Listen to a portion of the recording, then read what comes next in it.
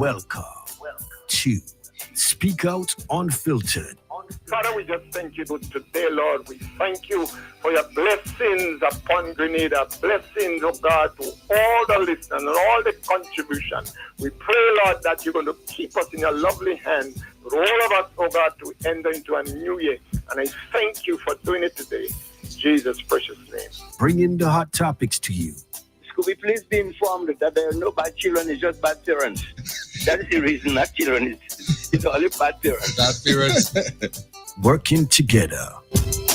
Well, the amount of transformation I see transforming around Carriacou with long life, health, and strength, man. One. That's what you want now, right? Yes, because I'm looking forward for big things, as in Jamaican say, big things are going on for 2024. Connecting the dots. I want to encourage the one man to continue with his one-man men. Yes, exactly. Because it's the benefit of the country. What did he do for Carriacou? All these things that you say, whenever they make statements, the recording is there. You know, we in the media, we have it. Working together. Yes, so I want to grade him pursuant to senior Cambridge, so to speak. I want to give him A+. Speak Out Unfiltered. It's always an opportunity that I look forward to when we can discuss and look at the issues that affect us together as a people. So, the budget is really a good budget. The government is doing a whole lot. They're doing for the people. They open the eyes of the people. This budget is the best budget I heard since after the revolution. I never heard a budget good like that, and it's for the people. A people budget, you call that. I am very pleased with this government. Speak Out Unfiltered. The opinions and ideologies expressed on this program, Speak Out Unfiltered. It's the views of its rightful owners and not of Vibes FM 101.3. Speak Out Unfiltered. Every Thursday from 10 a.m. to 2 p.m. Unfiltered. And I mean.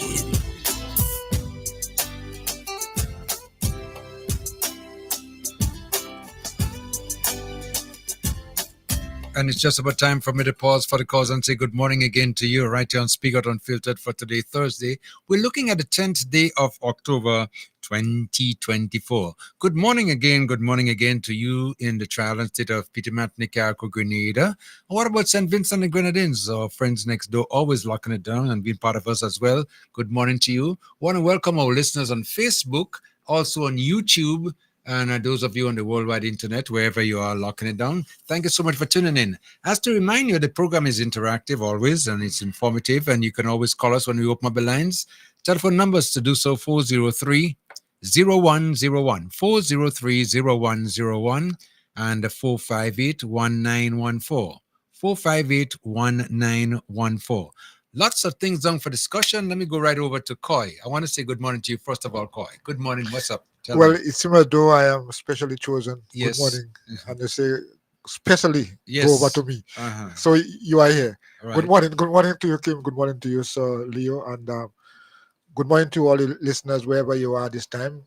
It's always an opportunity I look forward to really and truly to be part of a conversation that speaks about the, what affects us, what is important to us as part of the building process. Mm. So I look forward to this whole experience here again, and we just bordering just about 100+ days since Beryl, and the past couple of days I have been really going through a reflection moment, thinking about what the past days have been, and it could have been different, I know, but it's not. And this is here is where I really want to say thanks. I give thanks for. Solio, good morning. Solio, good morning. Good morning, my Redeemer. Good morning, my colleague. Yeah, good morning. And must let you know that there is a lot of respect given to the opening batsman, Uh-huh. Yes. So in that capacity, thank you, sir. And my contribution this morning is that the fight continues. Uh-huh. Say no retreat, no surrender. Because as long as there are people who bent on trying to return Carriacou to the days, the recent past, last government. I still have a problem with that. And the evidence is there to prove. So until such time as we're able to get somebody from the NNP camp, and I'm starting with Dr. Mitchell, Senator Nolan Cox, or even Tobias Clement, who seems bent on returning for second helping after the initial abuse. To come to the program to state the case and convince me that they need a second term in character. Well, I'll tell you, you still have me laughing, when it was mentioned about Tobias Clement, Yeah. and the remark was made, that you see the ship is sinking. Instead of you going the lifeboat, you're going back on the ship. Why are you going back? Why are you going back and do? On board. Yeah? No hope. It's like the Titanic, the bow don't go down, the sun in the sky. Come out, come out. Jump overboard.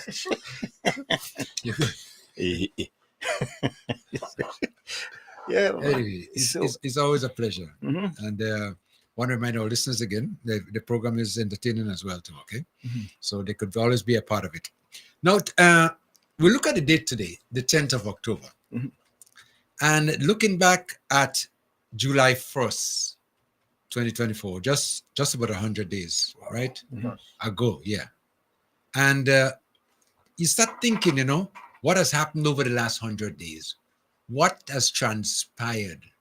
How have we moved forward? What pace are we going? What we were able to accomplish? And this is very important sometimes when we take a track of what has happened and where we are going and how well we are performing. It's very important, But if I were to start, and quite that's why I even smile when you see when you think that, because I know you are part of NADMA, in the EOC Center in Bel Air, and you are there monitoring, assisting, and doing everything live. In the meantime, I'm talking about June 30th now, right? I was at my studio and trying to bring as much information to the public as much as possible. Whatever time they asked me to bring some information there, whatever the case might be, I was ready, willing, and able, And so we were told that's the night before, that we were going to be hit by the hurricane sometime 2 o'clock. 2 o'clock in the morning, Yes. early in the morning, right?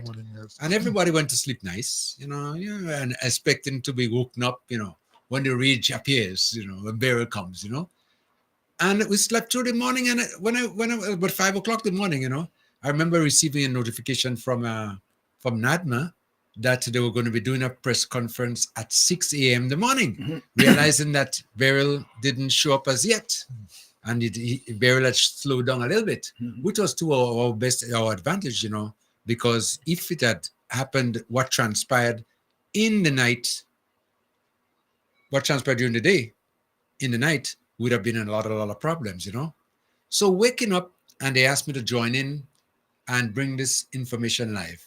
And I just want to take us back to see some of the things we were listening to and how we had to prepare ourselves for that, what was to come, the unknown.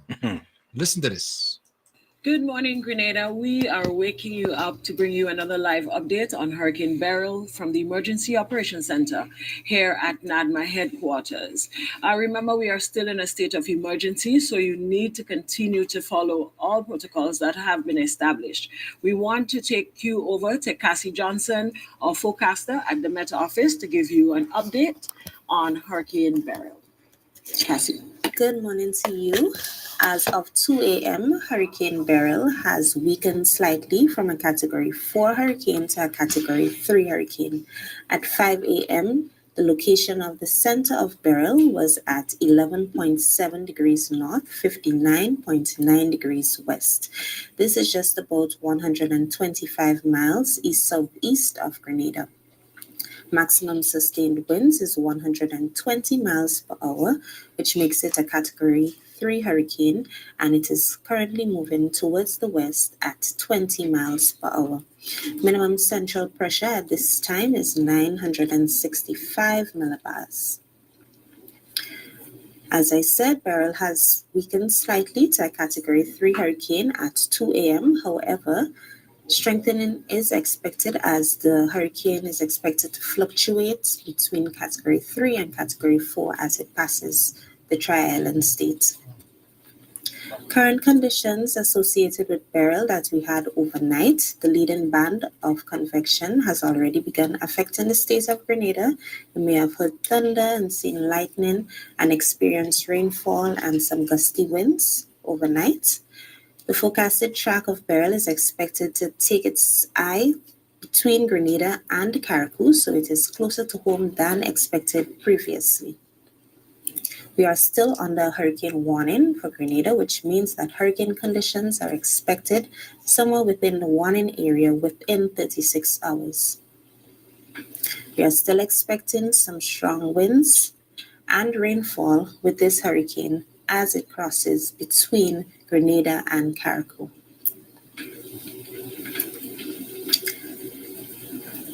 The most intense conditions for this hurricane is expected between 8 a.m. today and 8 p.m., so please be cautious. Maximum gusts experienced overnight at the Barbados Met Service was 52 knots, and the rainfall at our Grenada Met Office at Point Celine over the past 6 hours was 6.0 millimeters. Beryl is behaving quite strangely, and we are closely monitoring it and awaiting updates from the National Hurricane Center to give you feedback on if it is strengthening or weakening within the next hour or so. Back to you. Thank you, Cassie. And there you have it, folks. Beryl is closer to home than expected, so you still need to exercise caution, right? So it's not a good idea to go outside at this point. We want to take you over to Prime Minister and Minister for National Security and Disaster Management to bring you some updates and to remind you of the emergency powers. Thank you, and pleasant morning to all the citizens of Grenada. Again, let me thank the team that is with us here at NADMA and who stayed overnight to continue monitoring the hurricane and the impact of the hurricane on Grenada. I want to thank all of the shelter management teams that are in place throughout the length and breadth of Grenada, Caracou, and PT Martinique. I also want to especially commend some of the members of parliament and ministers who actually stayed at the emergency operating centers, particularly MP Tevin Andrews in Caracou. As Ms. Johnson has indicated, the eye of the hurricane is expected to pass close to Caracou and PT Martinique, which means that our brothers and sisters in Caracou and PT Martinique are on the front line. The reports from Caracou and PT Martinique indicate that they are receiving significant rainfall and wind gusts. So we ask all of us to pray for them and to keep them in their thoughts. All of the reports throughout Grenada so far overnight indicate that we've had varying degrees of rainfall and varying degrees of wind, but there has not been any reports of any major damage as a result of the weather. And so we are grateful and thankful for that. So far, it means our prayers are being answered, but the next 8 hours are absolutely critical. If ever, it represents perhaps the most dangerous part of this exercise. So I want to re-emphasize to our citizens that the state of emergency remains in place. It is for your own safety. As Ms. Johnson has indicated, at 5 a.m., the hurricane was approximately 125 miles off the coast of Grenada. It therefore means that at 20 miles per hour speed, that by 10 a.m., we expect that it may very well be covering all of Grenada, Caracou, and PT Martinique. And so the next 8 hours are critical because we expect significant rainfall, we expect significant wind and wind gusts, and we expect significant storm surges. If it does not happen, of course, we will all be thankful and grateful, but we will not know this until the next 8 to 10 hours. So the state of emergency remains in force, except for permitted persons who are working in the emergency security services and other services that are exempted under the emergency pause regulations. All citizens are expected to remain inside. The shelters are open, and the citizens in the shelters are being looked after. So far, things have gone well. We only have 3 or so minor reports, 2 health-related, and 1 some unruly and threatening behavior, which has been dealt with by the police. Blankets and other sleeping materials were provided where needed overnight. We are getting timely updates from the shelter management teams. The Government Information Service, subject to the weather, may be visiting some of them to provide further updates to the public. So again, we want to re-emphasize that the next 8 to 10 hours are absolutely critical. The state of emergency remains in force. We will continue to provide timely updates to the citizens of Carriacou, Petite Martinique, and Grenada. And we want you to continue being watchful, prayerful, and remain prepared. If there are any damages or loss suffered during the next 8 to 10 hours, NADMA and the various teams will ensure that we do all in our powers to quickly attend to those instances. We will ask our citizens to ensure that they continue to charge their mobile devices and so on in the event the power goes off, so that you can continue communicating after that, and to report any instances of loss or damage, landslides, storm surges, or flooding to NADMA. So again, overnight, no major reports of any loss or damage. We continue to monitor the storm closely, and we will continue to provide you with updates as necessary. Wishing all of us Godspeed. Thank you. Thank you, Mr. Prime Minister. And of course, we will continue to share information as it becomes available and as often as possible. So continue to stay safe. We are still here live from the Emergency Operations Center at the NADMA headquarters. And we will bring you another update soon. Thank you. Gentlemen, that's what it was. Imagine that. Well, waking up the morning, and I was told to bring that live, to the nation. Right. I didn't personally experience Beryl. And I'm not sorry that I didn't, because that's something to experience. But thinking of the size of this earth, this world, and Beryl could have bullseye on Carriacou. Bullseye, Yeah. Carriacou and Petite Martinique is like a speck. Beryl, I'm wondering, just in case, I hope not. I hope it's not a lesson that's been taught, because I am telling you here, there are a few things we need to mend. And in talking about building back, we need to build Carriacou in the sense that take care of your neighbor. Be nice to your neighbor. Get this foolishness out this way, or the way. We want a united Carriacou, so it wants to be. I hope that is not the case, but just in case Papa God is sending us a message, I hope we heed it, because I can take a second one. Definitely not. It's interesting to hear that the hurricane passed between Carriacou and Grenada. It passed between, I'm saying, because as the result is, the northern part, where the places affected, down the south and other places. Okay. But we here in Carriacou and Petite Martinique, on one end, and St. Patrick on the other end. It passed between us, like it want to separate us in a way that, hey, listen, this is not for you, mainland Grenada. This is really and truly for Carriacou and Petite Martinique. So we pass in. And because you are close, you'll get a little touch. But it was not meant for mainland. And we see the days and hours following that it was Carriacou. Carriacou, I mean, it's interesting that the 8 hours the Prime Minister spoke about, the next 8 hours. And indeed, the next 8 hours. That's exactly what it was, because within that 6 o'clock the morning and 2 o'clock the afternoon, everything was over. But you see, I said what I said, not again, I'm hoping for the better. And when I listen to my good friend, Senator Cox, as a matter of fact, I want to say Senator Cox, Senator Nolan Cox. Yes, okay. My good friend. And somebody saying to me, that's not your friend. I say, Prof, this is my friend. If he doesn't want to be my friend, I'm begging to be his friend, and I will be his friend, because Zachary as myself. But that does not mean that you must fall in the legacy of your boss and come in and lie to Carriacou people. For example, since NDC 1, these two business persons have been getting grants and favors from the government. Why are you doing that to your people? Don't you know it's a lie?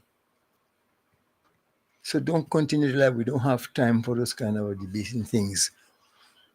We're looking now for a transformed Carriacou, and God has given us an opportunity to do right. Yes. He sent us Back to the drawing board. back to the drawing board Yeah. and stop this foolishness and have people hating each other for nonsense. We don't have time for this. And again, Senator Cox, another opportunity for you to try to bring us back together, not divide us. Stop these falsities. We don't want those things. And that's my take from the Beryl and what we experiencing now. I'm so happy that this thing, we didn't want it, but it took place. But it took place under someone who I honestly and truly believe cares about Carriacou, Pity Martinique, and the extension. Well, the state. The state. And in particular, Carriacou. Pity Martinique. But the thing about it too, in that within that space of time, those 8 hours, we in Carriacou, Pity Martinique lost all communications. It was like to the rest of the world, we didn't exist.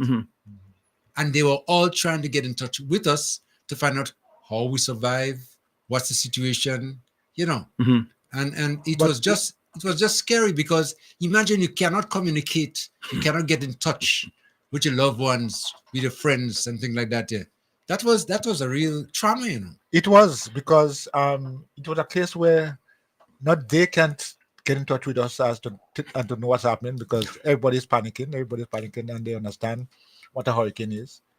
But we couldn't call anybody. We couldn't say Mayday, Mayday, Mayday. We could not send an SOS out there and say, listen, we are drunk in here. Come, please. The nearest boat passing, help us. And our colleagues and those in the diaspora were even were more traumatized than we are, because we in a situation whereby we okay, we're alive, giving thanks and praise. But they don't know anything. They don't know nothing. But let me tell you what, we're still fortunate, because state of technology, Starlink existed. And a lot of us saw the devastation in Carriacou in short order. But I can remember in Janet, my brother left here about 1 month to 6 weeks before Janet. They just reached England. And then Janet came through. So you can even get mass code. You literally have to wait and wait and wait in tension to what was happening to Carriacou back then. Yeah. And remember, then we lost almost 30 people, Yeah. Almost 30. So this is a phenomenon called Beryl, and the ferocity of Beryl. To just say what we have 3 deaths. Yeah. God saying, come and see us now. Just trying to show all you. So I'll live to see. I call it a wake-up call. A wake-up call, yeah. Let me take a call. Vibes FM, caller, come in. Caller, you live. Hi, good morning, Kim. Good morning, Melda. Good morning. I'm kind of running a timeline today, but I just wanted to share something because I think it's of paramount importance that we start building a conversation around this. And it has to do with climate change, global warming. It's one thing when you don't know, so you cannot do something. But it's another when you know. And the question behind that is, what are you going to do so others can't know or could know? And it's one of the things that is, in the course of my study, I've been fortunate to be taught and learn a lot of things that is happening with our environment at the moment. And we have just seen Beryl, what Beryl did to our homeland Carriacou department, and our sister, the Grenadines, like Union Island and Canawan, and then over to St. Patrick's and some of the places. Then we see what Shelton did to North Carolina, some of the places. And even the last one, the Milton. Milton, you've been very bad boy too, with Florida and the other places. Now, the question arises, are we really taking seriously what is happening here with this weather pattern? We just had a couple months of dryness or drought in Grenada before the hurricane came.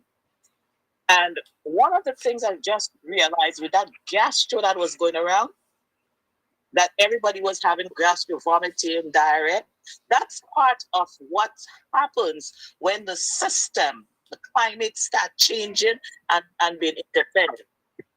So we now have to take the initiative to educate ourselves, to start doing things that we used to do that contributes to part of the destruction of the environment.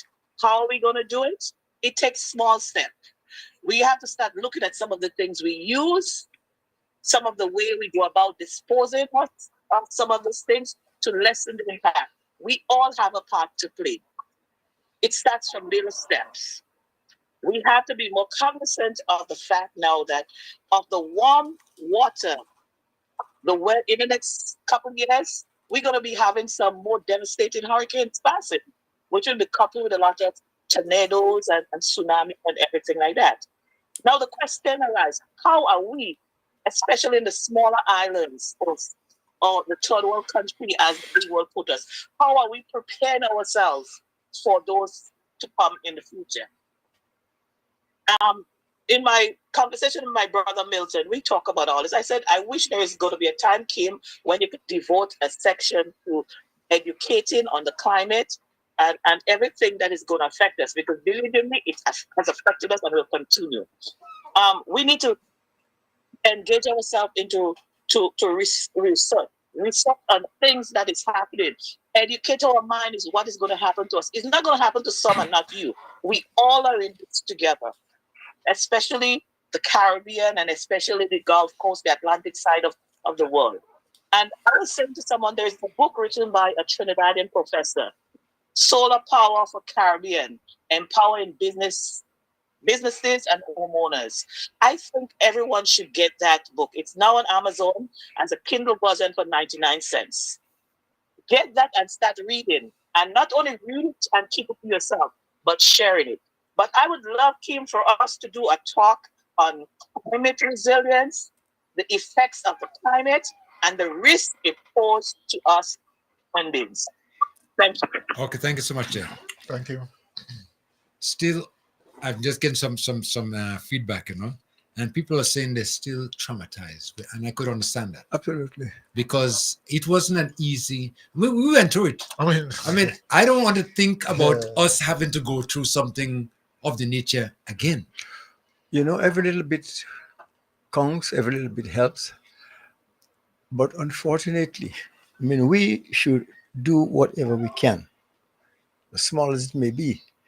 Unfortunately, we're fighting a battle against the giants, the real big major polluters, the Chinas, the Americas, and so on and so forth. And at one point, I think we just have to pray, do whatever we can, and hope that those people who are the major causes of this state that we're in, hope that they have the will to change and spare this earth that we all inherit and should be enjoying.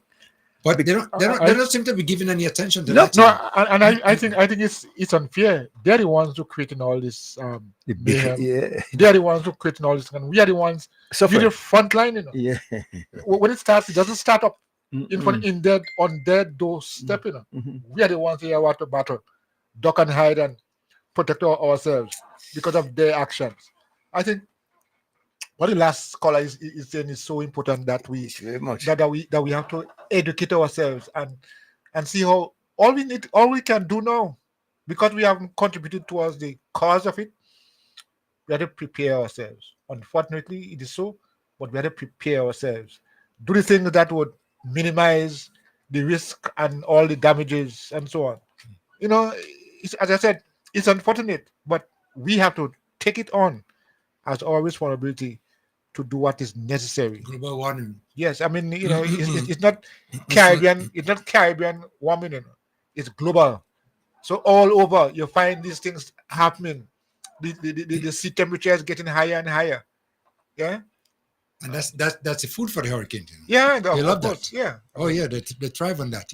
And people have been saying to me, recently, whenever you go to the beach in the morning time, is the best time to get nice warm water to bathe. I'm telling you, I experience it every morning. You go in and you sweat somebody boil a kettle and throw in the sea. Yeah. You feel No. It is so because it is. I have always wondered how water could get hot. The sea, I'm talking about here now, because the sea is always moving. It doesn't stay one place per se. So but it's always moving. And when you see it gets warm, as it is now, it meant that it was that process was ongoing for years. Yeah. Because as I said, once it's moving, it's likely that it would not get warm easily. Right. Yeah. Vice FM, caller come in. Good morning, Brother Kim. Yes, good morning.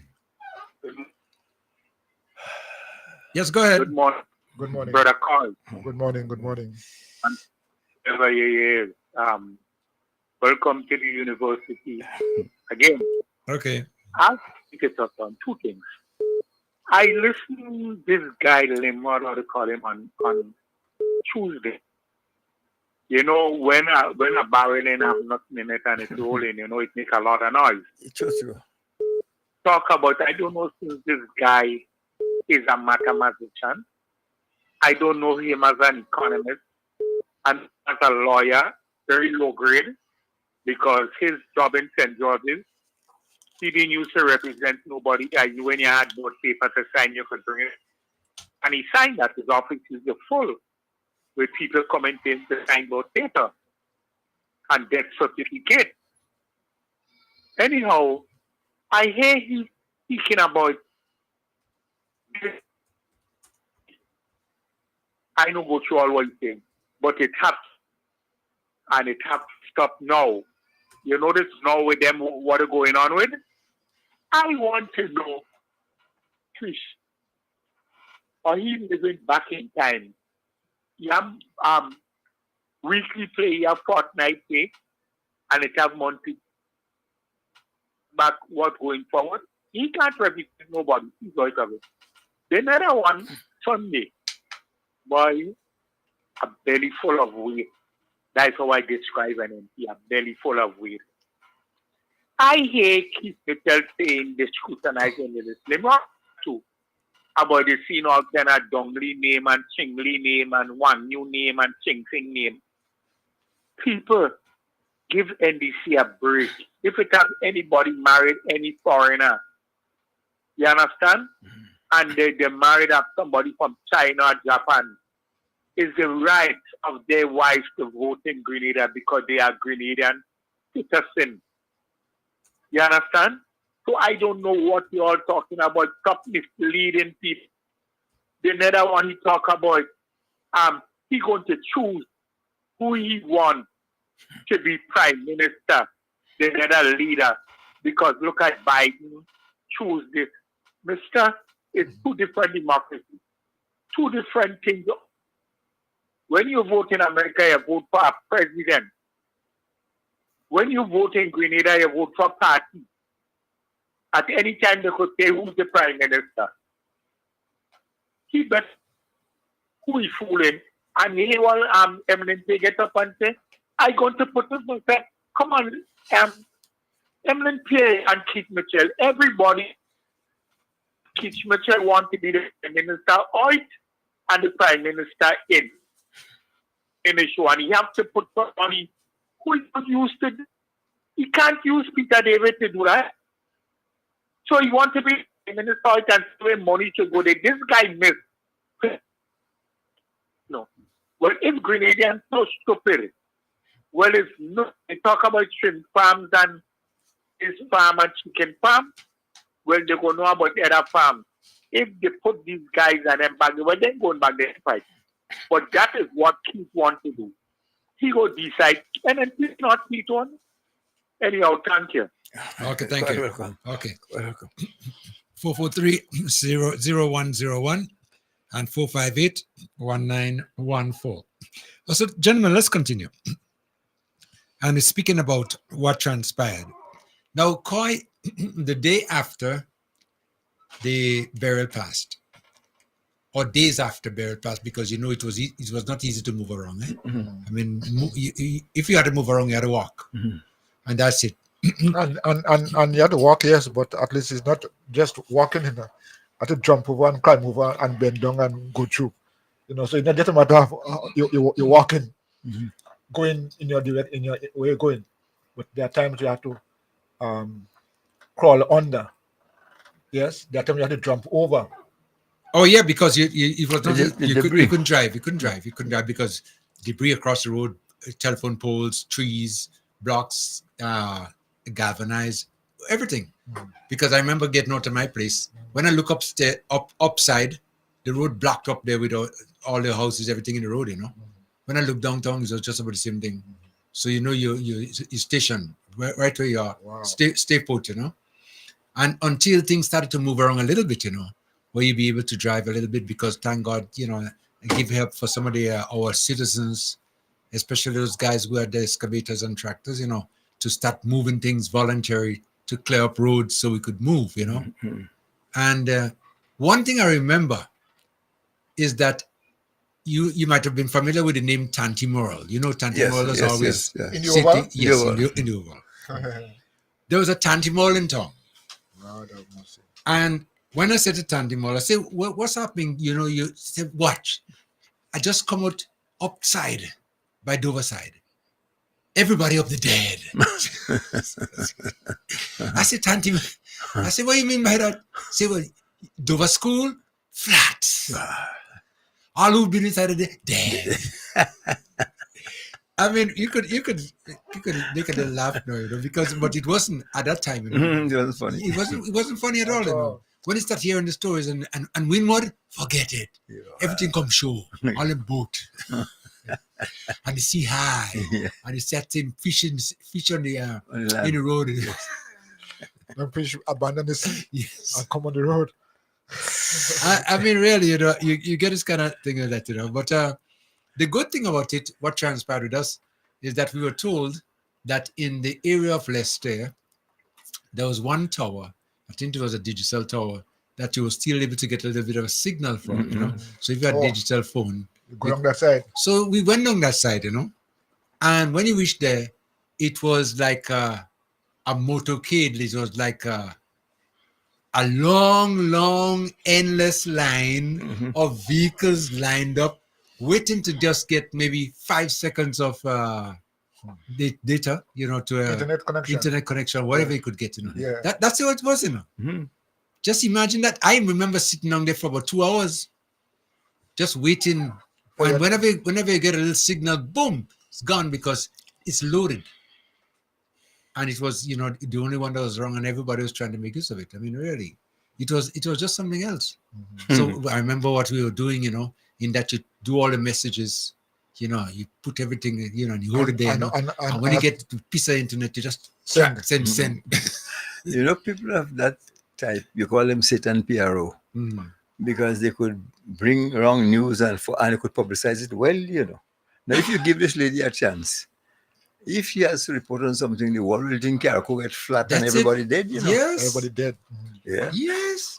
Yeah, no. Yeah. Really, because you hear all kinds of stories and you can't verify the stories. Yeah. But when you hear people making statements like that and talking about, the situation as bad as it is there, you tend to be, believe somewhat it could be bad, to the extent. Tim, you are speaking about probably the next day, the day after. The Monday, of course, Beryl came the Monday. You're talking about what happened the next day. But let me tell you, we were all at the emergency center from Sunday to Sunday. We were summoned. Someone report immediately, this is what is happening, and we need to coordinate and organize.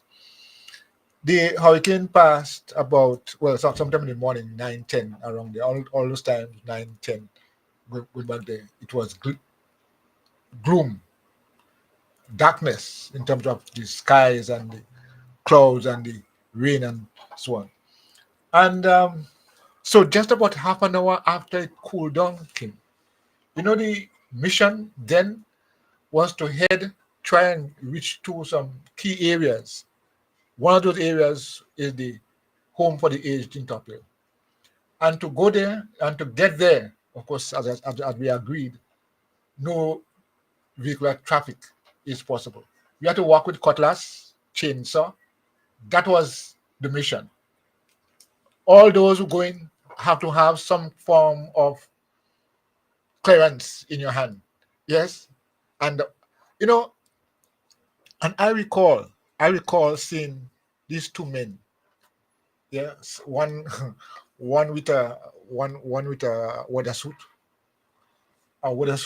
Yeah. Yes, and he had a cutlass in his hand.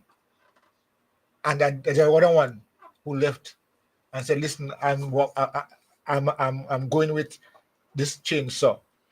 It was a sight to behold. I mean, you're wondering what really happened.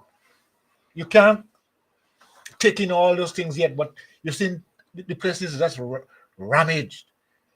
But you want to reach to a place. But eventually, we ended up. Well, of course, I must say that I was not too much on the side of the cutlass and those things. Mm-hmm. Yeah, I was trying to help in terms of if I still need something, I can pull it yeah, aside. so on. And that was the experience. So about 2:00 the afternoon, after 2, when we reached up in Topil, I mean, tears came from my eyes when I saw the senior citizens there, someone wheelchair in a corner because the home was overrun by wind and water.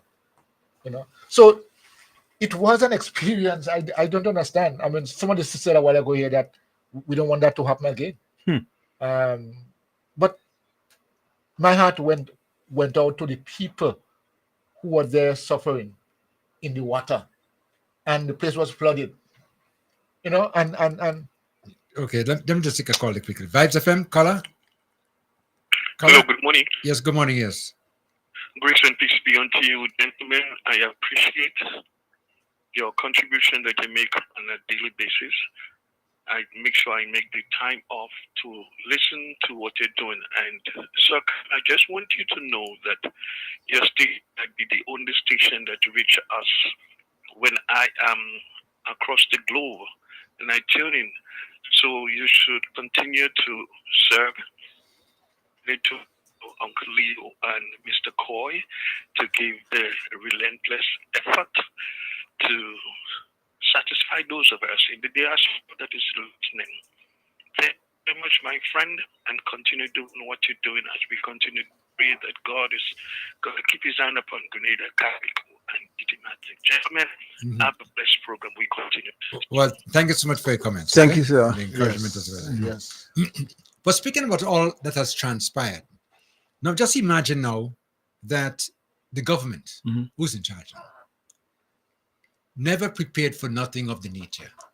And all of a sudden, everything dead, everything crash. And then you have to start from that point now to start to strategize and start the process of rebuilding, moving forward, getting back all the services that were there before. That was a trying time. Very challenging. Very challenging. Very, very challenging. I'm trying to find out. I know Prime Minister was proactive. How soon did he arrive in Carriacou after this devastation? The day after. The day after. the day after. The day after. Yeah. Uh-huh. Well, he was here. Yeah. But also factor this in. Our minister here in Carriacou was in New York at the time. He was up to the Friday. Saturday. No, up to Friday. And as he too was at the emergency center, and as he reported that situation, he said he called Grenada to find out if the Coast Guard is available, because it doesn't make sense coming and you in Grenada on mainland. I mean, and so he wanted to ensure that he was up in Carriacou, as he said, with his people. Yeah, Well, he traveled this Sunday, you know. Yeah. So the Sunday, Yeah, he came up to Carriacou this Sunday. Sunday evening. Yes. And Beryl's Monday morning, right? Right. Yeah, right. Beryl's Monday morning. Why? Because we crossed paths. I arrived in New York on Saturday. Right, yes. Yeah. So right, yeah, he was up there till Saturday, got the news. Yeah. Sunday morning, that immediately on the flight, because he says he wants to be with his people. That was so nice. Yes. I mean, really, the sacrifice he made. I know what two things that he did that I'm still, happy about. One, he didn't come straight. He didn't when he could get brought him up. He didn't come straight to the EOC center. He went to check out some of the shelters. How are they doing? Because by that time, all shelters were open, were activated. All shelters were activated. So people have to start getting there. So he went to the shelters. And the other thing, I guess in the time to come, we're going to be speaking more on that. He went down in the down by Leicester there. I call it this new settlement there. Down by Leicester Lawiston Stadium. I mean, yes, close to the stadium. They did a name you call them, but he went there, and because there was mandatory evacuation order out, yes, and he went there and he got some resistance from people who had to move. He sought assistance from the police, and forcefully removed them. You mean in the mangroves area? Mangroves area. Yes, he forcefully removed them. I mean, in fact, as I said, we'll talk about it I'm going forward, because they themselves came back and said, hadn't that happened, they'd have died. Yeah. And when you look back a day or so after, you look at the area that they were in, you understand why they said that they would have died. So he literally saved them from themselves. Yes. So I mean, this guy is incredible. I mean, he could have said that, okay, all you had, stay and take it. That would happen in America, If you don't want to move, leave it to die. It's up to you. Live or die. And I think those experiences we ought to hold close to us, because it was a matter of life and death. Life and death. Vibes FM, hold on. Vibes FM, caller, you. Good morning. Hello, yes. Yes. You are number 4430101. I'm not getting you. Not yet, no. No, that should be ready by tomorrow, please God. By tomorrow? Yeah. Anyway, tell you, a big some people are charity is very what God gives them a chance to come clean and be now. So I want you all to establish community so that every member is sweet little island charity can come together and build a charity. So have a good day. Okay. Last week. Okay, caller, thank you so much, Dave. But as I was saying, earlier on, just imagine waking up the next day and all services, all government services, all administrative services, everything down. No telephone, no nothing. You look at the post office, gone. We had a word we were using there. When people ask you, what about the post office? Gone. What about the police station? Gone. Gone became a very, very popular word. And meaning, well, it no longer basically exists. You have to go and rebuild and whatever the case might be. And everybody is, or not everybody, but maybe at least about 60-70% of the people are sort of homeless to a certain extent. And we have to rise from that. We have to come forward to reality to start building again, building our lives back together, making ourselves comfortable. I remember, we were you had people, all over the place cooking. People were just cooking and giving food to one another. I mean, I had so much food, you could get fattened around the time, because food here, food there, food everywhere, And this is the kind of a situation that, that developed. And it was something, that I wouldn't forget, because that's where you show that our people still have those values in them. Well, you see, what's in you, people who attempt to put us one against the other for their selfish reasons. See, that's not character. But when something is in you, you don't just filter through quickly. It takes time to get out. So before all of that is gone, and we have an opportunity to reverse the situation that has been going on in recent times. Because mind you, again, that damage that was done to us by these unscrupulous politicians is not a minor one, Yep. Because to change Karaku from what it was to what it is today, unfortunately, too much of that still exists. People are upset with you because you don't support their party.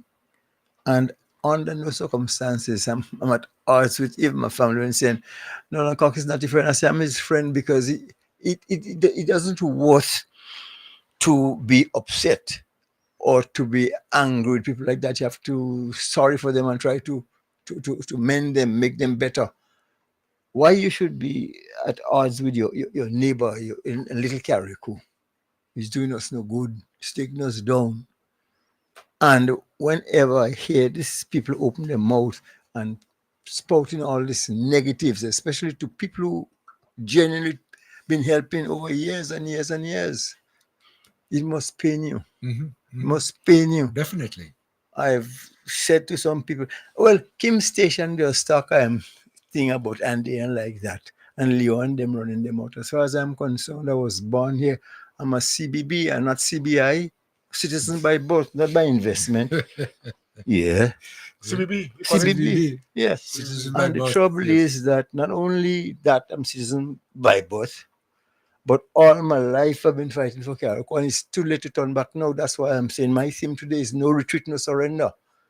And as long as you have people who will continue to abuse Karakou and Karakouans for their benefit, I will talk. Because you see, Karakou's been in the doldrum for too long, and somebody come and talking about this foolishness. What have you done for Karakou? Nothing. But the sad thing about it, though, is when they get in others to join in the conversation. Well, you see, that's it bad, especially Karakouans. That's something, you really. Well, don't you see those who are abused are the main advocate for the abusers to move forward and move forth? Because Karakou is still, it pains. I don't understand how it is that anybody in the right mind and the right sense could advocate for an NNP-led administration to be in Karakou again after all that we've suffered, and we have nothing to show for it. So yes, don't say we don't have nothing to show for it. Well, that's what they say. We have pain, we have trauma, we have all these things, emotional things that we are now suffering from.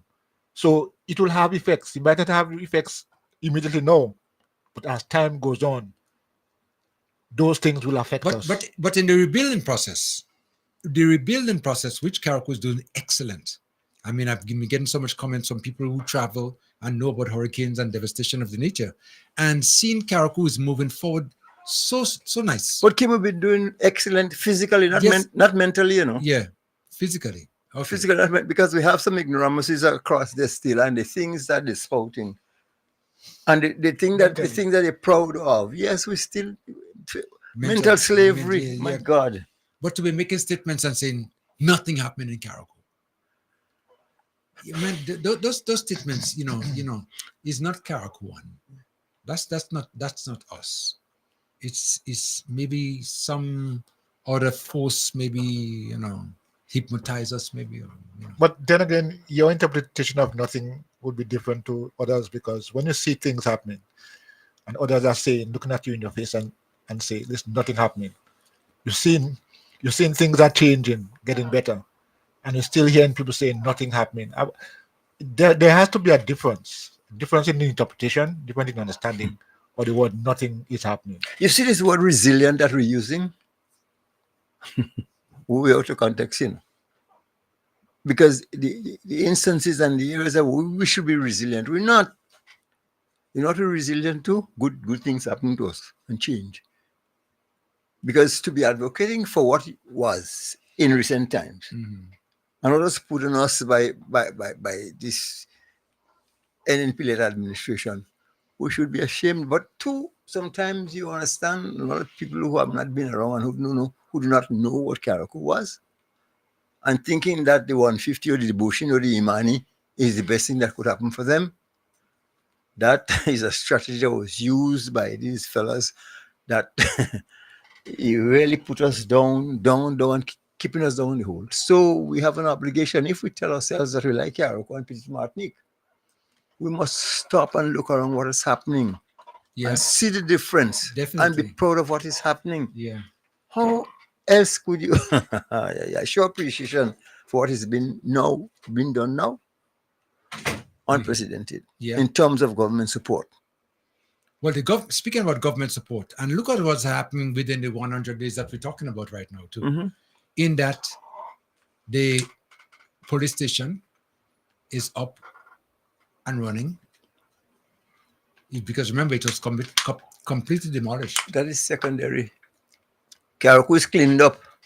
Well, and Karaku is cleaned up. And so here, somebody is Nalan Cox go and saying, how dare you put a dump site close to a secondary school? For somebody who don't know what Karaku is all about, will think that is some sense in that statement. As though galvanizing something contagious and bring about a disease. Or where else would you put it, Mr. Cox? So stop fooling up people and coming up with all this kind of foolishness. Somebody as Leo Joseph and Kim Mills, who I know, not only I could talk for myself, but I could talk with Kim Mills. Kim Mills has been, a part of Karaku that we can neglect. Always was involved in Karaku's progression. Now you want to smell that somebody like that. You something is wrong with you. And speaking about the cleaning up, I had some visitors come here to see, what Karakuans coming back, because they're still, even though it's a day trip or a couple hours trip, they want to see their Karaku. And when they come and they see their Karaku now, just a matter of less than 100 days, they're saying, wait, how are you guys move so fast? How did you accomplish so much in such a short time? Well, not only that, but on the way to Karaku, we're talking about houses, and even those talking about the poor and vulnerable, those who are most affected. We are in the process of building homes for them in Dumfries. 27 of them. So that is to say, this few dollars that is ringing in the NNP airs that didn't have to get their hands on, and they regret so much for not being able to have that money under their control. Well, at least it's been spent for the right reason. I could bet you $5 so nothing pays you able. That had it been the last administration, the many mangoes have to stay for the next 10 years. Yeah. At least. Yeah. If they ever get anything done for them. So and speaking about those 27 houses you just spoke about, yeah, that's going to be given to the those residents, Say the poor and vulnerable. No. Well, they're important. Yeah. Let's not label them. No. That is Keith Mitchell's team, Yeah. That is his farm. We're going to give them a different title anyway. But the thing about it is that now these people are going to be getting completely furnished homes, and we should be able to withstand like a Cat 5 hurricane. No, you couldn't ask for anything better than that. Not just homes, furniture too. Fully furnished, flush toilet, the whole line. I mean, a home, not a house. Yes, getting a home. And also speaking about homes and the building back better, houses have been given again. And the minister, when he was here, he was speaking about hopefully by Christmas they'll be able to get close to about 100 to residents as fast as they could build, which would be a marvelous accomplishment in short time. Look at the time we're talking about, and look at the plans and everything that put in place in less than 100 days that we able to speak to our residents to give them hope and let them know that the government is working on their behalf. All I could say, God bless you, Mr. Prime Minister, and to God be the glory. I know because I've been around long before. This last administration, the leader of the last administration was here. And I'm still waiting for somebody to show me what will you consider to be your legacy in Carriacou. After 40 years in government, 23 years as Prime Minister, and 50 years unopposed, what have you done for Carriacou? What? Almost everybody could answer that question. Yeah, but you not had nothing? Just say nothing, that's all. You don't have to think further than that. Yeah, because there's nothing to really talk about. He has not done anything for Carriacou, Peter Matnick, in those 40 years. Yeah, Mama Guy people. Well, I mean, it's just amazing, But Carriacou is moving forward now, steadfastly moving forward. And with all the administrative, offices that have been, put together now, the life is coming back sooner than I expect and than most people expected. Because you'll be able to now to get almost all of the services that you used to before Beryl in a short space of time, just about 100 days. Wow. That's expressive. So you see, and I looked at something, and again somebody was just reminding me of what Dr. Mitchell could consider to be his legacy in Carriacou. Here, as they say, he created men and women in all the villages, so they could disperse the $150 or the $40 to loyalists. And believe well, if one of them get $150, they would have sweepstake. Huh? Take a break. Take a call. Bye, FM. Caller, you on. Caller, come in. Yeah, Kim. Yes, I just make a comeback because last week I was telling you about what's going on the camp of the enemy side. I was going and telling what is the next. It has secret meetings that are taking place. And I've all who talking now and talking in front. When you hear that the next group ready to talk, they're just watching and they're waiting, is the announcement the day of how do you call it when you're putting your people in place? Convention. Yes. Yeah, convention, yeah. They just sit in. If you hear the group was waiting with for keep them. All I just want NBC people to do is stereotype. Because it could be one wall. You started raining and jumping and things. Old people say who laugh last laugh the best. Well, that God forbid it. I hope you don't have extreme. And I know what I'm talking about, and I think you and Tolly and Carl what I'm talking about. The waiting. They're waiting. They ain't going on, The talk is they don't plan already and they ain't going on, If King Isabella Roses and the NNC, he lie, Forces who planning to deal with Keith or deal with him and the white forces, Who got MNP as a prime minister? MNP can even manage the husband. Okay, call. All right. Let me tell you. All right. Yeah, okay. I want to tell you that my man realizes a cornered rat because the fight against Peter ain't going so good, No. And there's any surety there that if things have a even playing field, and Peter's name is put into nomination against him, he ain't gonna look so good after it's all said and done, because the Peter that he disdain and only want to see Peter's back. He's fighting a good fight and he has support. So realizing that is an iffy situation, and the youngster that he just brought in, this new senator that I understand made some statement which suggests to kid that this guy is not to be trusted. So he dumped him too, and now he going to pick up the only puppet left.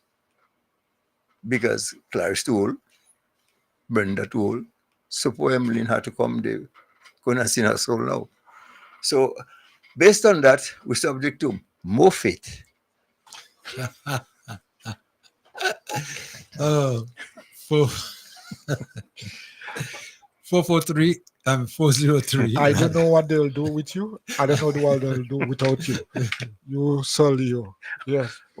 More faith, you say? More faith. It's good to have faith, Yeah, faith, hope, and charity too. So after faith has taken out all our charity, we just left with hope. So God help us. Okay.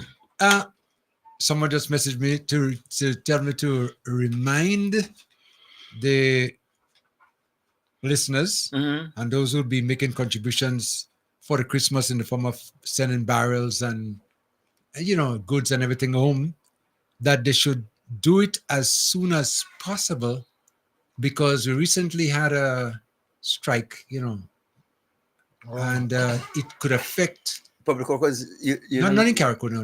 Oh, in ports. In port. Shipping, yeah. Yeah. In North America, I think it starts from all the way from Maine all the way down to Florida. Well, not only America they have to worry about, because the last time around, this fella who see themselves as a government unto themselves, remember the strike? I think it was on the port. Yes. Yeah. And unless it's not true, because the reason for the strike is because they dismiss somebody who was found with the hand in the cookie jar. It was true. Yeah, it was true. So don't throw doubt on it. There were some issues there, and so how long did it last? What was the outcome?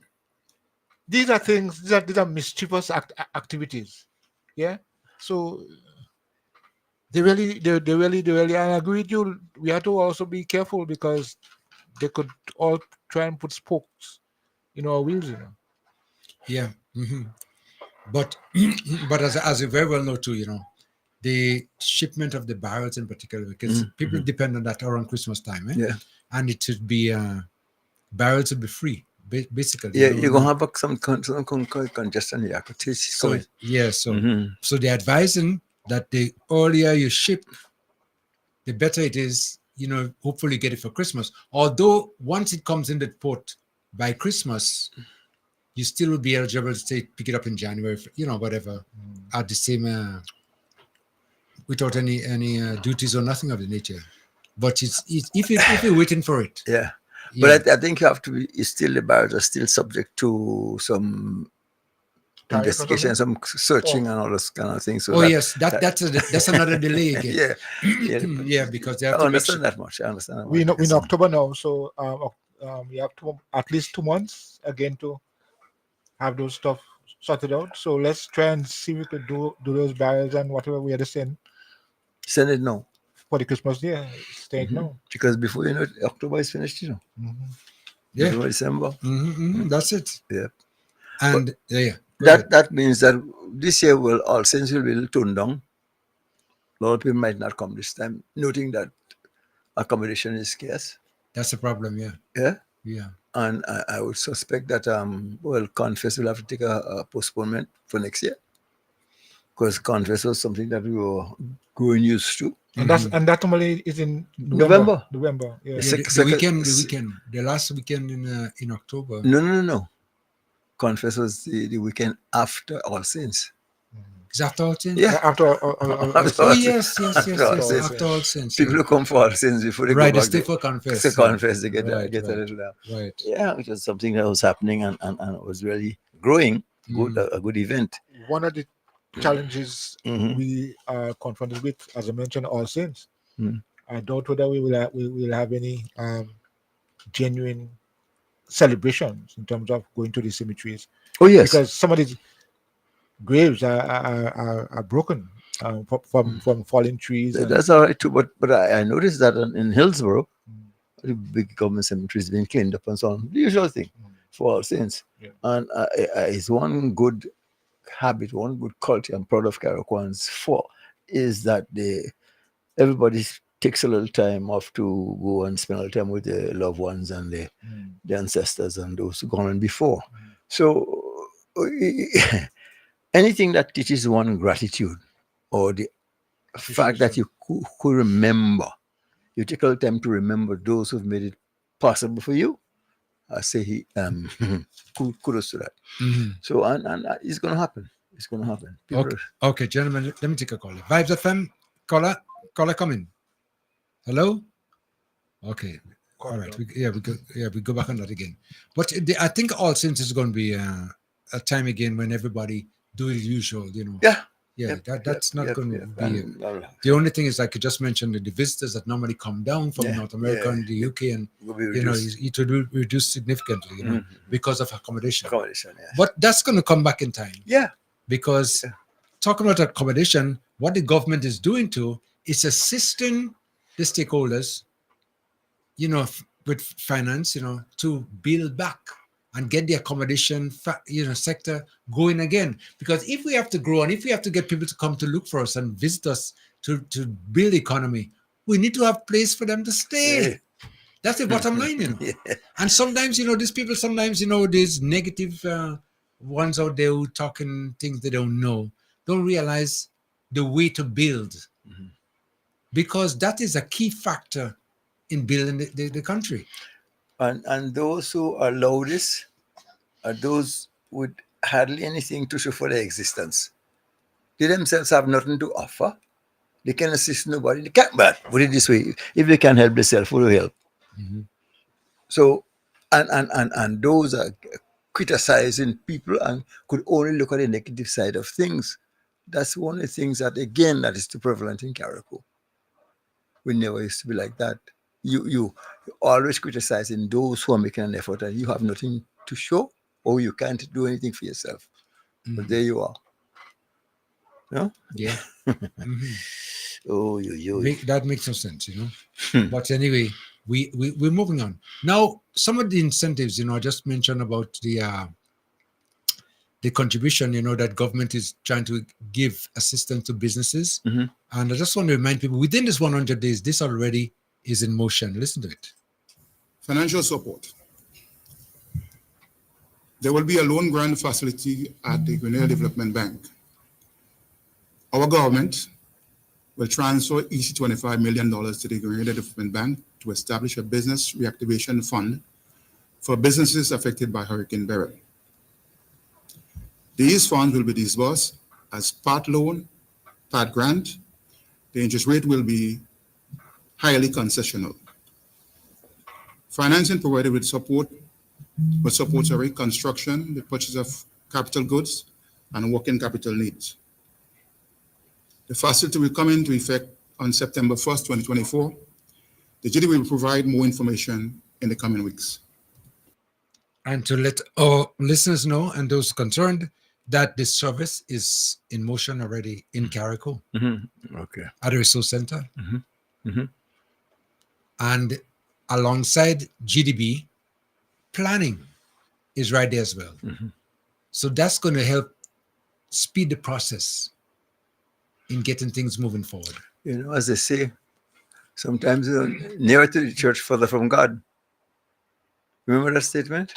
Yeah, in this case. I'm saying that to say I'm next door. I haven't visited the Grenada Development Bank yet.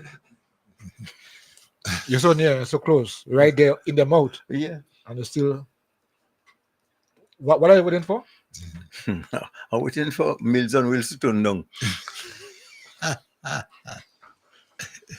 Is wheels on wheels, not wheels on wheels. But no, something has just come to mind. That program of which Mr. Cox is so very proud, understand the wheel puncture.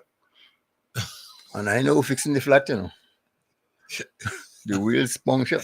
The wheels puncture. So, I know. I know fixing that. I hear you. Now, again, things are moving forward.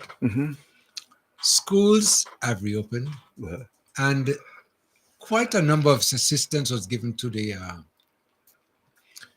parents, the guardians, those who have kids in school. And this was announced, and it's in motion right now, like I say. And listen to what the Minister of Education told us. Now I move to the second matter, the matter of the reopening of school in Carriacou and Petite Martinique. And today I announce that schools on Carriacou and Petite Martinique will reopen on Monday, 30th September 2024, God willing. At this point, I want to quickly pause and thank our parents, our education officials, our principals, our teachers, contractors, regional and international volunteer agencies, and our students for their help, their patience, their support, their prayer, their contribution, and all that went into seeing us get to this point. Our team has engaged in a number of visits to Carriacou. We've had over 3 visits, continuously assessing the progress, and our latest visit last week left us very confident after engaging the contractors and monitoring the progress of the work taking place at our various schools, engaging the principals of each of those schools to work out detailed plans that we'd be in a very good position to resume schools. Now we have 2 secondary schools, Bishop's College and Hillsborough Secondary, and both of those schools, well, let me say, all the schools will be open with varying degrees of adjustments, adaptations, and nuances based on the state of the repairs taking place at the various schools. So, but all of the schools we anticipate will be open. We are assured that all of the major areas that are necessary for the operation of schools will be available, will be accessible. We can go into detail if necessary to talk about each school and where the reconstruction or refurbishment work is, but I'll spare us that detail only to say that the visit did leave us very confident with the contractors and the principals that the schools would be ready and the major functional areas would be available for the operation of schools. So we have 2 secondary schools, we have 6 primary schools, and we have, I think it's 7 pre-primary schools. And as I said, these are 2 schools that were most seriously affected. One was totally destroyed and the other most seriously affected compared to all of the other schools. Now, there is a plan to use tents there, and I'm going to ask P.S. Francois to share a bit more detail on those 2 schools and the plan to use the tents and how that is likely to pan out for Dover government, which was totally demolished, and for Mount Pleasant government. Yes. Thank you, Minister, and thanks to the viewing public on this press briefing. So, with regard to Dover, as we would recall, during the passage of Beryl, Dover school was completely demolished. And so the plan now is to restart Dover on the 30th of September, like the other schools, by the installation of a tent on the grounds of the Windward preschool. Only last Friday, we were on the ground there together with the teachers in charge and the acting principal of Dover, and we were together with the contractors, and we were laying out how we are going to outfit the tent. We have the tent in our possession, 2 tents that were donated by UNICEF, and we intend to install the tent on the grounds of the Windward Preschool for Dover, and so the students will be housed there. For Mount Pleasant, we have also met with the principal, and again, we have identified the area, and I can tell you the plans, the preparation have started on the ground there to prepare for the installation of the tent to start school there on the 30th. So all in all, we want to take the opportunity to thank UNICEF in particular. Persons might be asking, and I know there are some concerns about the tent, but we have been assured and we have seen models of the tent. The tents are well ventilated. They were particularly designed and constructed for schools. And so we are confident that, and the principals themselves are excited that they're in a position to be able to restart school. Thank you. Thank you. Thank you, PS. And I think it's noteworthy to bear in mind that washroom facilities will be catered for. Flushable toilets will be catered for both at the Windward Preschool facility where we'll be housing Dover. I think temporary flushable toilet facilities are contracted to be installed within the period. That is being worked on as we speak.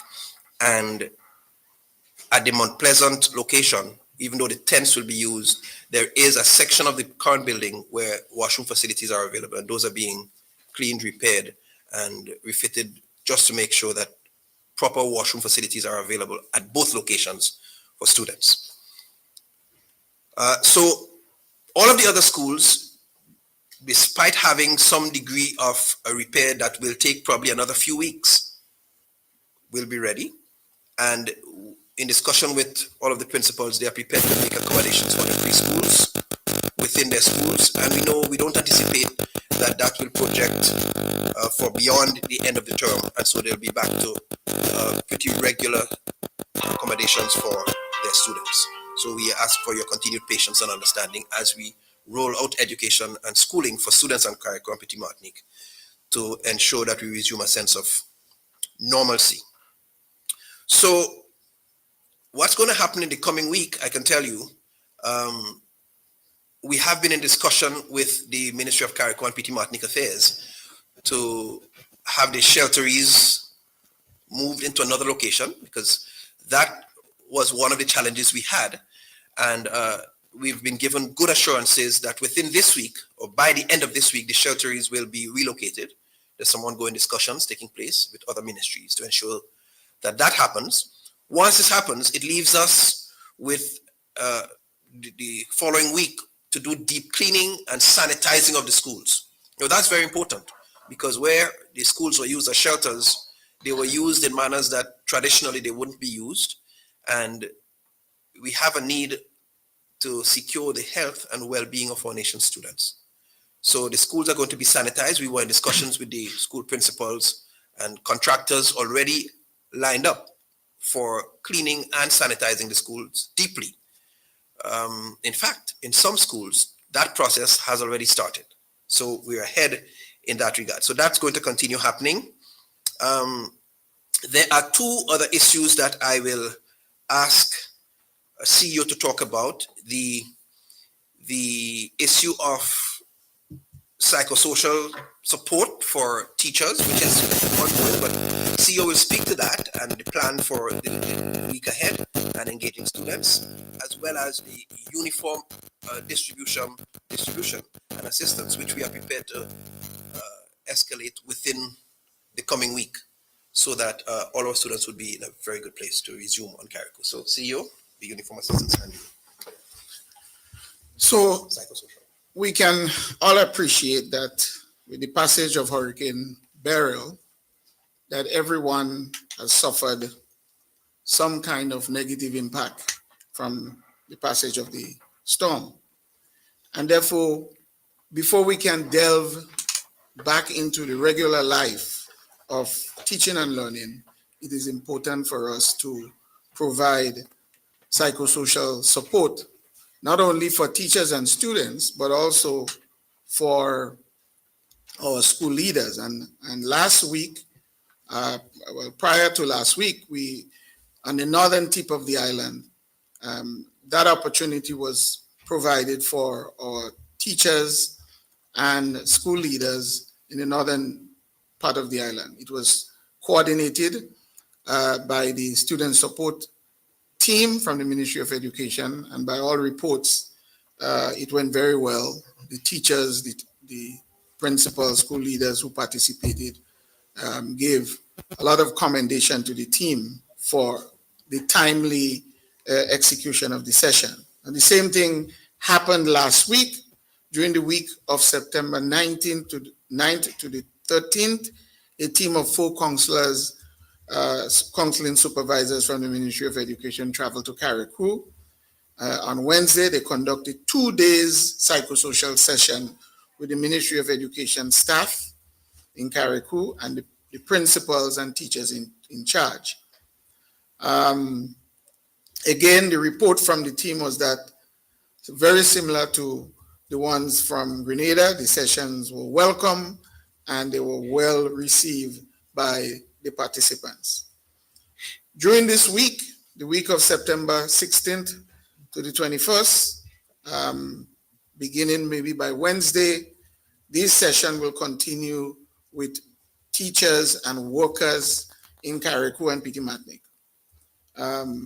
We encourage all our teachers and workers at our schools in both Carriacou and Pitimatnik to participate fully in these sessions, since they are organized to provide the kind of specialized support for you, our teachers. The Ministry of Education is also collaborating with the Franciscan Institute based in Trinidad, specialized in trauma and post-disaster support. And of course, as you have heard, with UNICEF to provide this support not only to our teachers, but the team from the Franciscan Institute will be joining the local team at the end of this week, the beginning of next week, to continue work with teachers and our students in Carriacou and Pitimatnik. So as indicated earlier, the team of officers, we were on the ground in Carriacou, officers from the ministry and from the Ministry of Infrastructure, and the goal of the visit was to meet with principals, contractor, maintenance persons, the Ministry of Carriacou and Pitimatnik Affairs, and to assess the readiness of the schools in Carriacou for reopening. And one of the areas that we focus on was the uniform program. As you are aware from the last press conference, structures were put in place for the persons in Carriacou, families, students in Carriacou, to receive the uniform assistance from the Ministry of Education. All the students in Carriacou have been invited to register. They have done so. We have received the registration forms.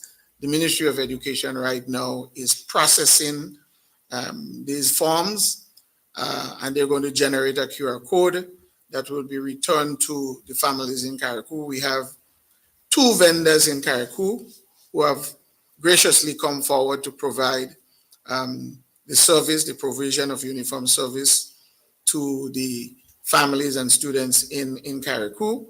And there's one other vendor that we have been collaborating with here on the ground in Grenada who has agreed to go to Carriacou at the opportune time to be part of to be available for the uniform distribution program. So that has gone very well.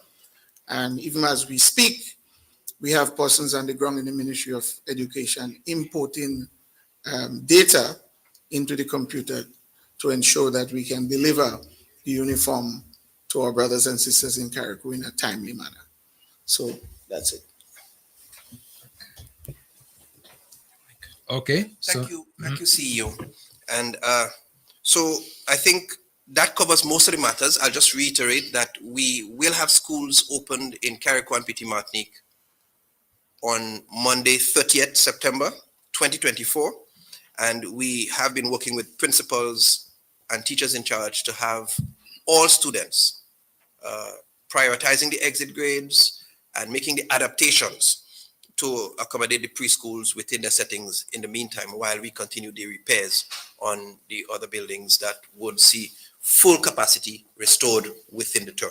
I thank you very much, and we are open for questions. Okay, so I realized that, Koi, Yeah. 100 days. So many things have happened. This is express as far as I'm concerned, I mean, really, really going at an express space. Yeah. Because to getting all these things from zero, don't forget we started off at zero. No, minus zero. Well, minus zero. Okay, right, yeah. Yeah. And they're coming up now to this point now where we have things coming together. Uh-huh. Education, which is key. Kids are back in school. Yeah. And speaking about back in school too, those in the TAM CC and NULO who decided that they want to go to Grenada. I think they have almost 100 students, going down to Grenada, to seek continue their education. The government has made provision to finance and give them all the support that is necessary. Accommodation, because they give them in the beginning a fee of the amount of $3,700 yes. as a starter fee. Yeah. That's to get the accommodation in place and to start the meals and everything like that. And schooling would be free. And then they'll be also given $2,000 a month for the next 10 months. Really? Anytime I think about that aspect of the education, I vividly recall Solio being here, and when we were discussing the issue about getting breakfast and lunch in schools, I remember Solio say, hey, I should work in school now. And the money good. Yep. Because in your days, right, and when you were going to GBSS, presentation college, every expense was footed by your family. Yeah, and and the school fees was the cheaper. The problem was the boarding. The boarding, yeah. See, because thinking about it now, it was $17 a semester, 17, and that was the expensive school because GBSS was 13. Okay. Oh, wow. See, but boarding was $20 a month. And some instances 22, 25. Money is in thinking about what's happening today, but when you have to pay $20 a month, and in a semester it was $60. And in the case of my father probably was earning $100 a month. So how you do that? That's why when Brother Leonard gave me that benching, because I was trying to clung in school, and he said, no, your father working too hard. Yeah. So every time I think about that, I have to pay reverence to this guy. So he gave me a whooping that straight me out as a pint. Yes. Get your act together. Yeah. Shape up. Yeah, your father working too hard. Playing the fool, man. Yes, man, he's giving just about all that he has. So you want from his blood? You better chip. But they're talking about the what is happening to education. Our children, our students are really benefiting, and they have to do well. I mean, imagine, in your case, you say that he told you that your father is working too hard to allow you to be behaving so. Yes, because but in this case, no. Our government is working too hard for students not to take up the opportunity. Yes, man. And improve themselves. I mean, this is trauma, to go through and then come and study again. You see, people in the previous administration wouldn't be excited about educating the population, because if people are educated, they can rule with impunity as they're doing now. If they don't have your dum-dum, and if you don't have your husband part or the vote farm, then you'll be able to think for yourself. Yeah. But then they could give you the $150 and think you win lotto. And be able to, yeah. Vibes FM, caller, you on. Caller? Good afternoon, Team. Good afternoon. Good afternoon. How you doing, sir? Okay. Fine. Mr. Joseph. How are you good? Mr. Coy. Yes. Good morning. Yes, sir. Hello. Go ahead. Good morning to everybody. Good morning, sir. Good morning. We're hearing you. Go ahead. Basketman. Yes. Basketman. Yeah, the only people that cannot see the progress that the kayak people is making is NNP. And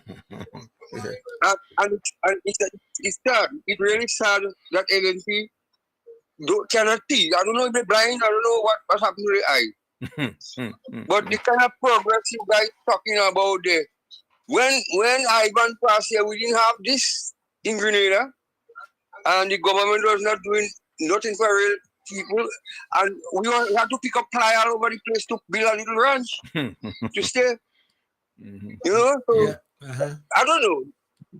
No, Emlyn, let me go on Emlyn Pierre. Emlyn Pierre said she's getting enough support to demonstrate in the street that about the cost of living. I want to ask Emlyn Pierre, after there was in power for all these years, what mechanism they put in place that people should have food all the time? For example, the stamp pass here, it didn't pass all over Grenada, but if mechanism was placed, for example, in St. David's and part of St. Andrews, we don't have enough food in Grenada, they set it right. But never set nothing right in Grenada because they don't like Grenada. They only like the money. And she is still saying if there is a vacancy, she will go for she will take up the opportunity to be the head of the party. Well, I mean, you have something coming. Just listen. You have to tell us how much money, I remember I said that before, she get out of the FAID program after she paid her workers. Because it was $2.8 million. So she's a millionaire. And her prime minister don't agree for them to be in any high position. So I don't know what she's fighting, but let's just fight. The next thing, I heard the lady talking about reparation. Come on, sign in for reparation. Lady, I want to ask you a question here. I hope you are listening to this program. Who the reparation will be coming to? For example, they said that the woman will give a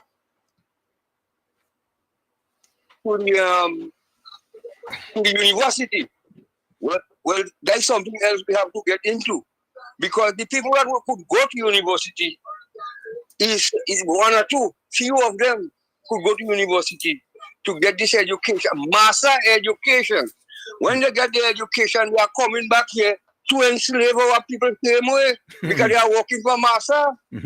I'm saying that if we don't re-educate the people, for the people to be liberated, we will never have transformation in this Grenada. We will continue going with master's plan. And this is sad. And this is what we have to get the children to know, that slavery was that they say it's abolished. I can't see the abolishment in slavery.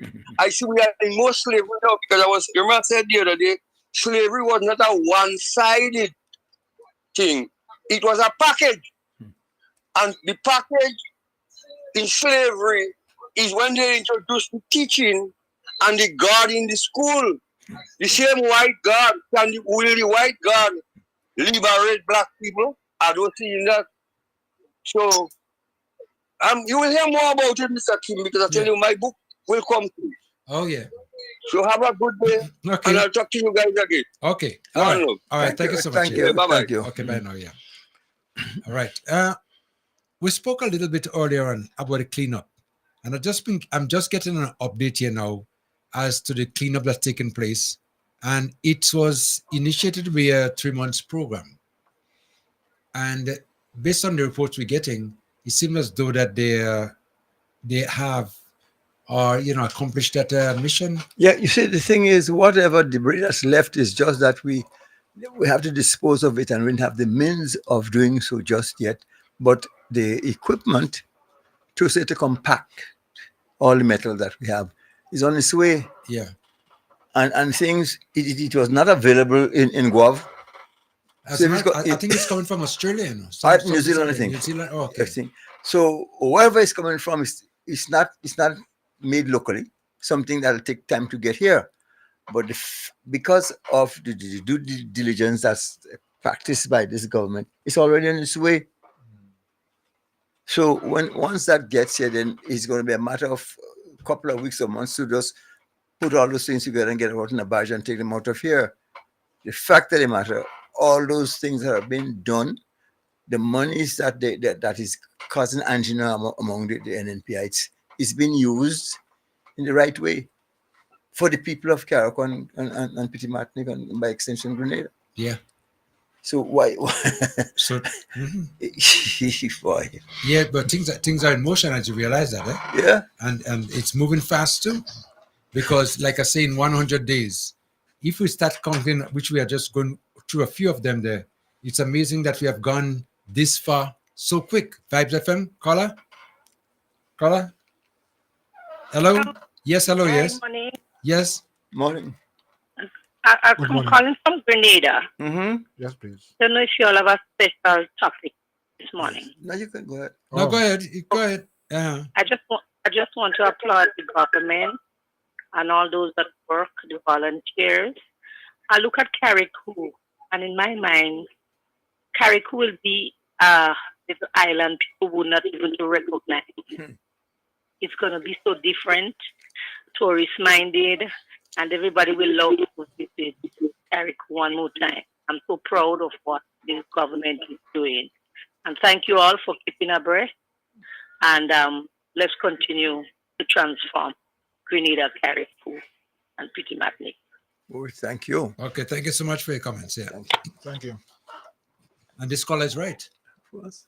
Because when Carriacou is finished, it's going to be like a pilot project, maybe. See, for the rest of the constituencies. You know, the old saying, a hurried bus bird doesn't build a good nest. Uh-huh. So you have to take time and plan things. But every excuse that those guys want to come about with, they bring it to criticize what is being done. This and do not, that and do not. Listen to how that again Senator Cox is saying about we're taking time off to criticize public workers. That's all you have to say. Come on, man, What don't. they really criticize or anyhow, that's because that doesn't mean anything. You want to find a talking point, and so you say, your opponent criticizing. I don't think it deserves the kind of conversation that we should be having, because how could you just pick up that one? What about the things that's happening? We have seen so many things happen here since Beryl. One of the things that we I don't think we have given enough attention is the fact that we were traumatized. Not only our buildings and the trees and the telephone posts and all those things that were crashed, but our lives. I mean, I know, for example, all know there are people, once they see this cloud getting thick, they start to panic. Mm-hmm. You understand? Because that's what they saw, that's what they experienced. Darkness that morning, yes, rain, wind, and eventually the destruction. So anytime they see anything semblance of that, so we are not yet healed, While we try to build and put roofs and build sides and foundation and so on, that is on one angle. That's the material things, but the immaterial things of trauma.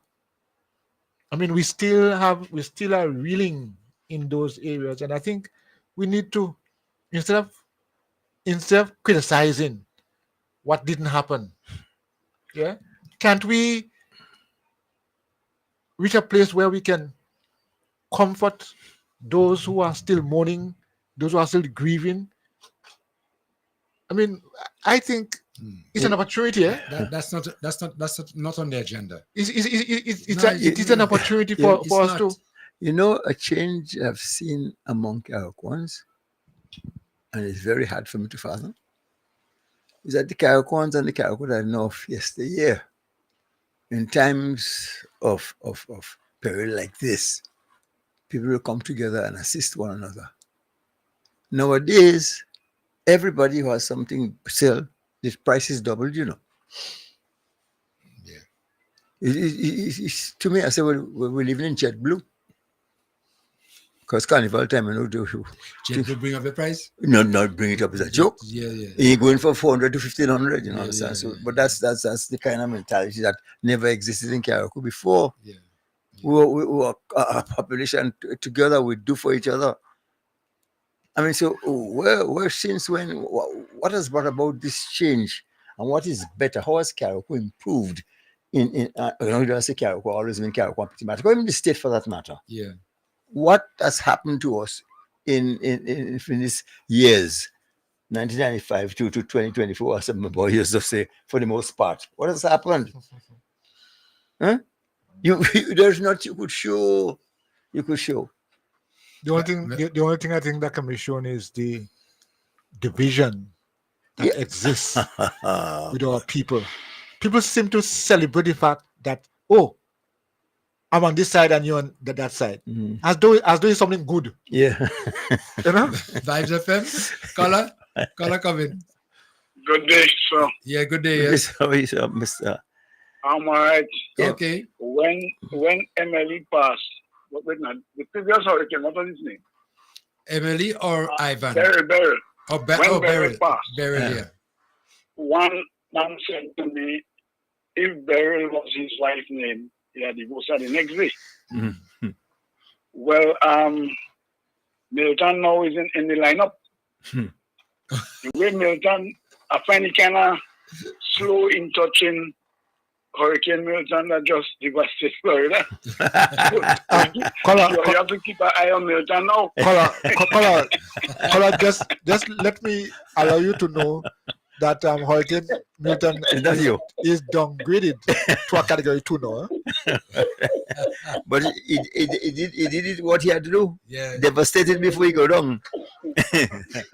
Yeah, so how you, sir? Just speaking about that, hold on. Caller, just a minute.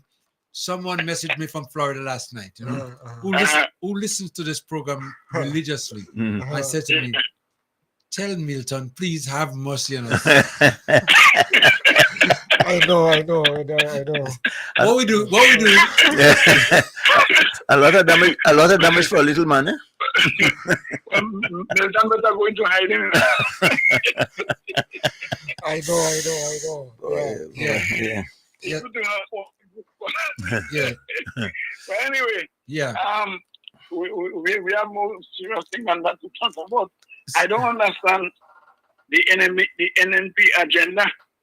They want to deliver Grenada. From what? They had Grenada in bondage. Okay? Grenada couldn't really head. That if Christopher Columbus happened to come back to life and return to the Caribbean, he would not make out Grenada. Well, not he would not make out Grenada. Grenada is the only island he will make out because just as he left it. Yes, we could change it now. I mean, look what this government been doing for Grenada since they come in office.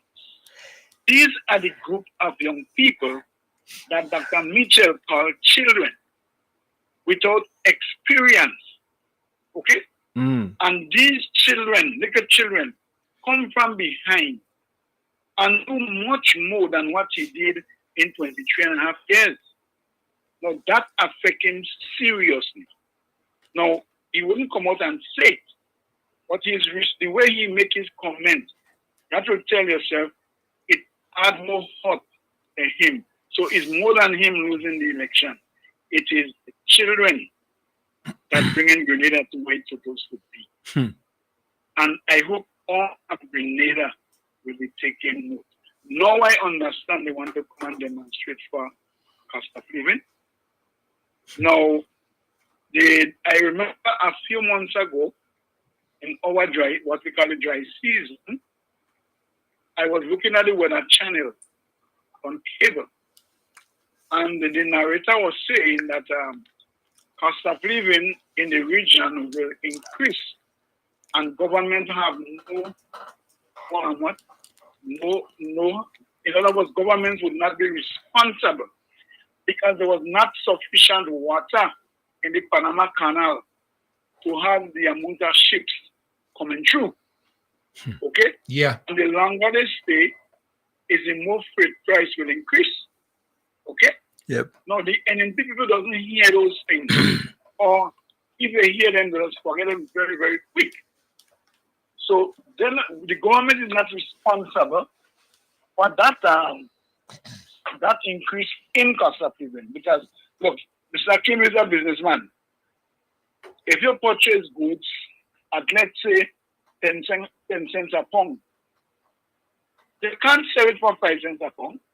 You have the staff to pay. You have your electricity bill, telephone, whatever to pay. Then you have to have a profit. Right. What? Mm-hmm. No, the NNP is not business-like. That is why they behave the way they behave.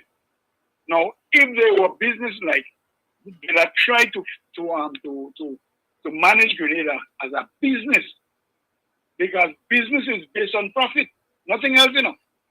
If there is no profit, there will be no business. No business, correct. Yep. Correct. Right? And so they don't have that in them. Now the cost of living is up, and those people in the market who increase the cost on the sale of provision, nothing to the government. There is never a time in Grenada when the government had price control over provision. There are goods and services which they have control over, but not everything. Even beers, wine, and other things like that, they have no control over that. So I don't understand why they know when I talk about protest against high cost of living. If they were in office, cost of living would have been much higher, because they never care about the people. The interest was to make everybody poor and vulnerable. That is why the 1,000 people, I don't know the exact number, that they had to die in poverty. Deacon came and give them the pension and gratuity that they could repair their house, build a house, buy a car, travel, buy better food and whatnot. And these people know if they had charity was good, okay, for a lot of them. And thereafter, there is a pension. They prevented the people from having that. And some of them are NNP supporters. So when I said that the NNP people is a wicked set of people, are run by the devil in hell, led by the angels that the devil have on. You feel I'm making joke? That is true. How you could tell me you would have died in poverty as a retired public servant, not getting a pension and gratuity, but now you get a chance to have it, to make your life better, and you're still supporting the NNP? I heard Mr. Jones say once that a woman tell him, Kim Jones, I get the thing, you know, but we coming back, in other words, NNP coming back. Yeah. That's the kind of people we have in Grenada. When basket man say slavery is not yet abolished, believe him. Because these people mine are still enslaved. Yeah. That you do the best, but there is a problem still. But the one who did them all the wickedness, they go hold on to. Yeah. So blind all of them eyes that they cannot see, they don't have the understanding. It's like putting a frog. And I saw a clip where it was said that you put a frog on the fire, the water will change from the temperature from cold to lukewarm, from lukewarm to warm to hot, and the frog then he would not know the difference. So the water is getting hotter, and the frog lost that he wouldn't jump out. To say and die. That is the situation that the NNP supporters as they watch. I don't sure press could take them out of that, you know. Because they sold themselves to the NNP. That everything the NNP do is good, even if they're looking at the eyes. Why are we so? I never thank a young generation growing up. Now look at the school children. Look how much couldn't go to MCC and on that kit. They can't come. He waived the $810 to all these children for their education.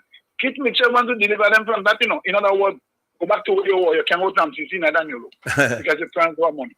Yeah. That's what you want to do, all the good. That's why you want to deliver them from, So he is wicked. His supporters is wicked. But you see these young people, they have an understanding.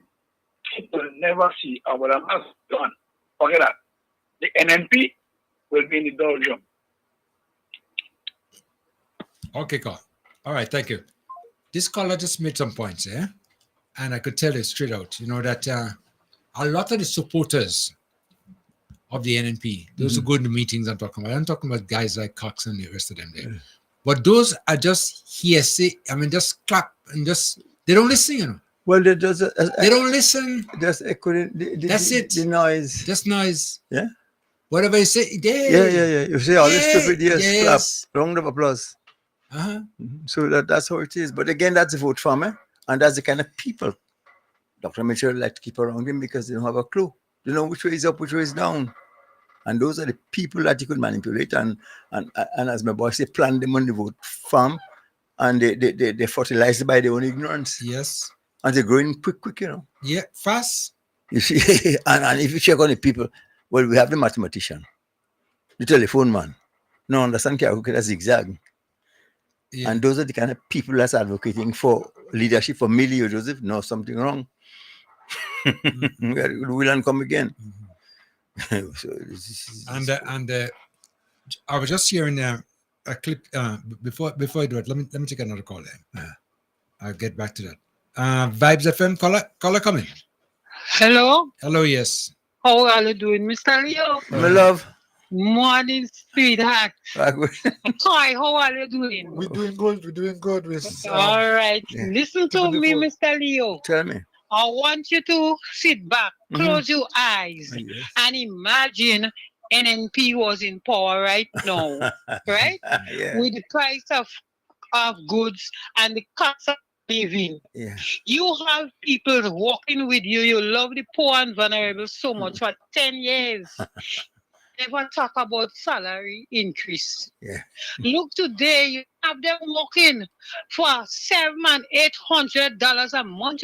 When I hear them about salary and the prices of goods, I wonder if them just come back from Grenada. You love somebody so much. 10 years you have them working for $700 and $800. First time in history I hear government come and raise salary so by yeah. Just imagine that. You could tell me if I lie or talking the truth. No, man. Getting $1,200 a month, You could come and tell me you love people, this government, less than 2 years. It take you 10 years before you talk about the poor and vulnerable salary. You do nothing to it. A government come and in 2 years' time, they raise the salary. Imagine $700 and $800 you was getting now, and you have to take that money and go in the grocery shop. How you will survive? How you would make it? These people and them, some of us, we used to bias. And when we see good thing and we want to trample over it, the word of God says, woe be unto those who take bitter and turn it into sweet. We must not do that. We must not do that. These people and them, they never ban politicians. They come in like politicians, but they're trying their best. They're doing their best. And we as people should rally around these young people and help them. We export, we have the experience we have, help them with the experience, do better.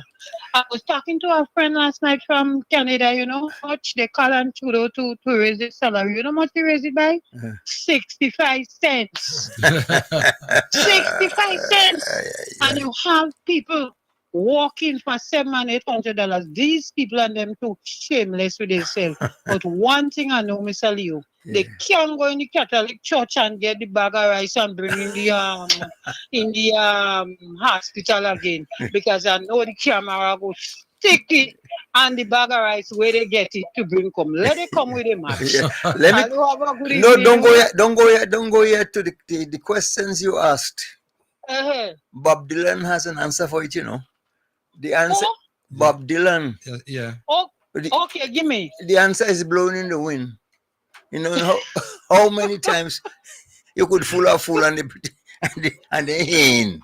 What? No, so you see these set of people and them, you could fool them 100 times and they still won't hear. 14. Yeah, answer is blowing in the wind. We are too sorry for them. Them are human and Grenadian, you know. Yeah. What is the man that have them so? I don't want to call him name. Boy, he go pay fight, you know. Yes. He go pay fight when old people drag Bamba money. Amen. He go pay for what he do for them young people. You see what's happening to Trump? They say, Yes. I tell you, they say it's not Kamala, his face, no, it's Kama. Coming wrong, Kama. Me tell you, Yes. the worst thing for old people to drag Bamba money. You done dead. They modify you. When they do that, they modify you. No, you're dead. That's so. Okay, right. Have a good day, love. Okay, thank you so much. Okay, 403-0101, 403-0101. You can call that number. You can also call 458-1914. 458-1914. You want to make a contribution to the program? Feel free to do so. Okay. Did you say 4530101? 458. Huh? Did you say 4430101? That number will be coming up just now. Oh, I thought you just said that, so I was wondering. No, it's. Okay. I thought it was going to be ready already, but it's not ready yet because we're working on bringing our lines back. You know. Okay. And that's in the making right now. Let me try to take another call before we go further.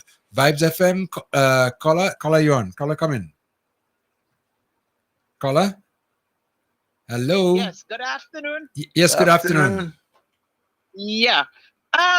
I would like to take a little bit of a different turn on the program this morning. Go ahead. I do not want to sound too negative, but I want to sound a warning to NDC supporters, right?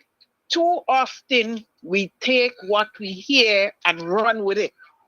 A few days ago, I had to tell a friend of mine that, she's spreading propaganda because every little thing she hears, she call in. Oh, I hear this. I hear they don't want Andal. I hear they don't want Tevin. I hear they're going to lose their seat. You know, this kind of way. Yes. Yeah. And I have to tell her, I say, every time you call somebody and tell them that you are spreading propaganda, look for the positive things that they are doing. You know? Yes. And spread it. Oh, call. You're in here school back in Caracou. Children gone back to school in Caracou. The farmers getting their money. That's the positive things we need to spread. Because if they continue to do that, and NDC supporters, if they continue to do that, they are helping the opposition. And I don't think they realize that.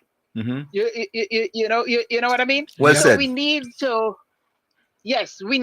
make a positive impact on people.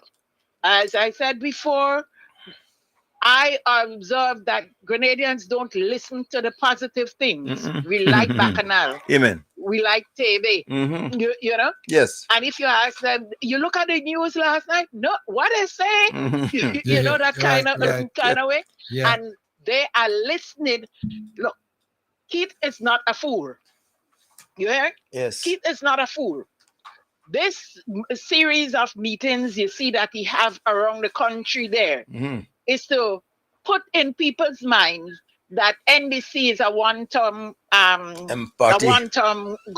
Yes. Yeah. Yes. That is the interest. As a matter of fact, some people are beginning to think that elections will be called soon. They won't last the 5 years. So NDC supporters supposed to help the government. Well, not the government, because as far as I'm concerned, the government is doing okay. It's the party Amen. that needs everything.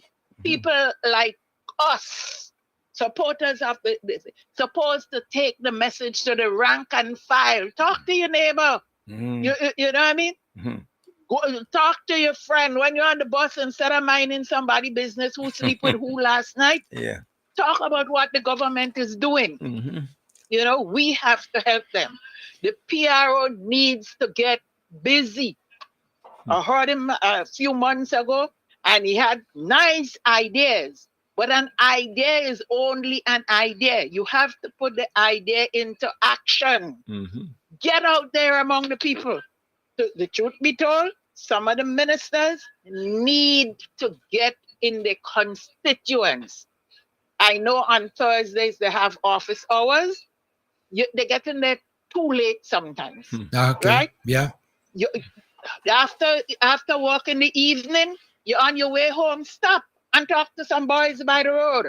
You know what I mean? Yes. On Sundays, you get a little chance to think. You could use that two ways: to exercise and to spread your program. You go for a walk in the village, Miss Sister whoever on the hill up there.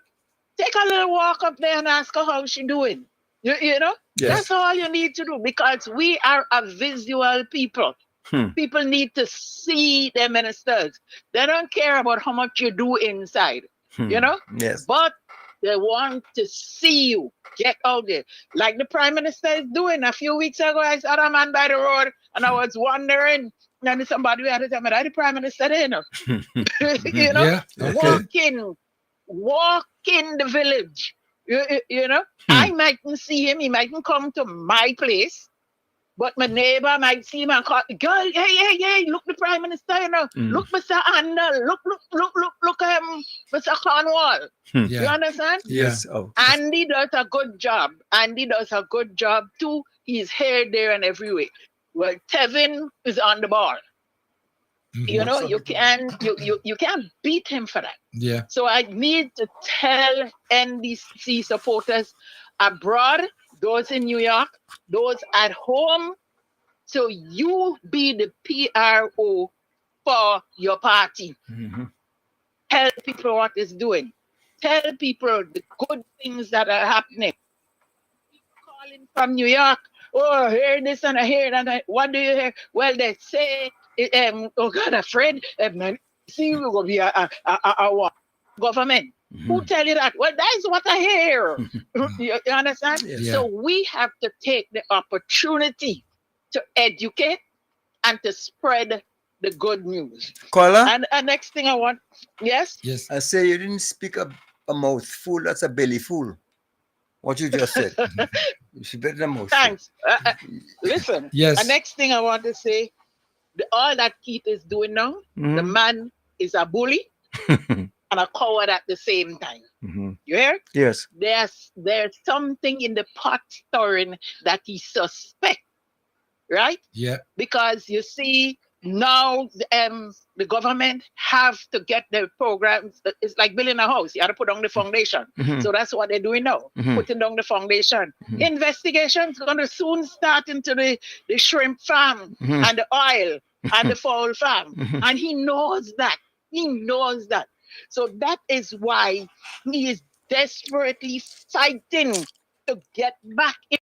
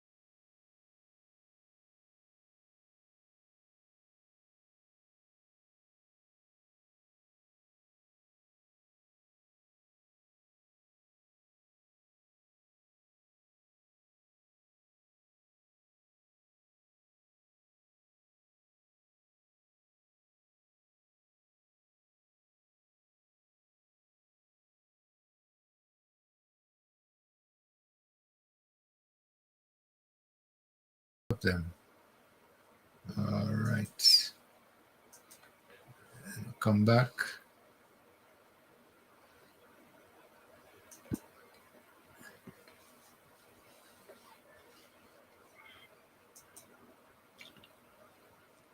All right, I think we're back. Yeah, I think our audio is back. Okay.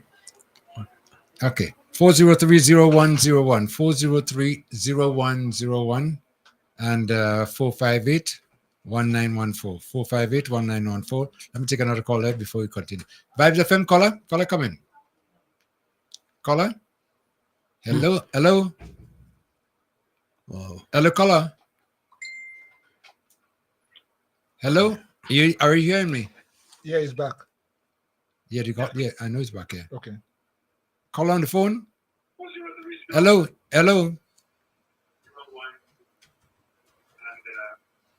This caller is not paying attention. Please listen to me on the phone and not on your device, whatever you're listening to, because it becomes a problem for you to.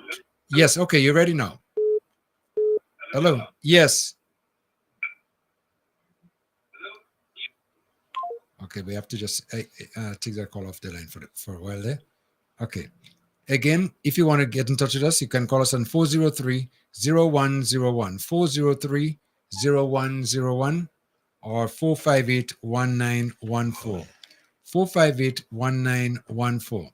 Speaking about Diablo, and Diablo right now is fighting for survival. Yeah, and you're looking good. Fighting for survival. And the odds are not looking good. Trust me, I want to tell you that. The odds against him. And he realizes it now. Yes. And he doesn't know even how to really handle it.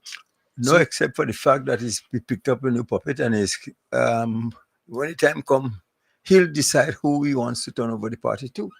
So what a democratic move that Diablo is trying to make. Hold on. Democracy, you can't hand over. No, well, that's why I call it a democratic move. In democracy, the delegates or whoever are voting are the ones going to make the decision. But I think, you see, I feel like he's losing it. He lost it. What losing? Okay, right. So the fact of the matter is that you will decide who it is. He wants to, even though he realized he can't win on a even surface. He can't win. And if he goes up against, head-to-head with Peter, he may damn really just lose. And because if Peter wins and Peter is head of the party, he has no say. But if he could promote somebody as eminent peer, or maybe Oxford too, you know. No, Oxford, he ain't getting nothing. No. Okay. Because I realized Oxford watching him sleeping with one eye closed, one eye open. Yeah, okay. And so just Oxford. You're taking chances. They're taking no chances. Yes. And poor girl from Guampova, she's seen better days. So I spent milk. Caller, come in. Caller. Hello? Yes, hello, yes. Caller, turn your radio down, please. Turn your radio down. Turn it down. That's why you're getting that noise and that feedback. Hello? Hello? Yes, go ahead now. Yeah. You hear me now? I'm hearing you now. Yes. Yeah. All right. I want to talk about this Emily case. Go ahead. And how leader. Emily coming last night and saying that people from paycheck to paycheck and how cost of living is high. The 23 years and a half they was there. Living was high. People didn't get a big salary. Now people is getting a reasonable salary. Cooks getting a 1,000 much. I know in a meeting a cook thanks the president, the prime minister. She said, prime minister didn't get it, but I know my cooks and so who is getting that, and I thank you for doing that. Security guard prices raised, everybody prices raised, and this woman going on all about cost of living is high and people living from paycheck to paycheck, and when she ready, she will put up she hand for thing. But you know what the same man come back and say, he have to choose. I never known a democratic thing that you, the leader, have to choose, because I know when you visit who the delegates, they have to choose who put up themselves for the leader of the party. I never know. Is you, the leader we have to choose. And that woman ball about they go and demonstrate. Let she go and demonstrate but cost a living. Let she go and demonstrate but cost a living. She thinks they weren't able to put the bag of rice by the church. And they had blogger that Rogambola will bring. We're not accepting that again. So I don't know where they go get the gunks and the cigarettes and them who were stupid and dotish and don't want to pick up and to learn something. Let it take them and bring them in the street and thing. The amount of people, young fellas I see walking, the amount of business I see going up, buildings already passing Grenada. You see a building going up, and these people and them still talking. They don't know, and then see, don't come to Mr. Cox. I want to know Mr. Leo. Is Yes. Mr. Cox just come up in Carriacou? You here now? Because I don't know, the man say no, nothing, see nothing going on in Carriacou, and school opening and this and that, and the man just run him out and say all kind of thing. I want to know if he does ever come up in Carriacou. Yes, well, you see, the apple fall too far from the tree. If you understand, the tree, built his life online and making false promises.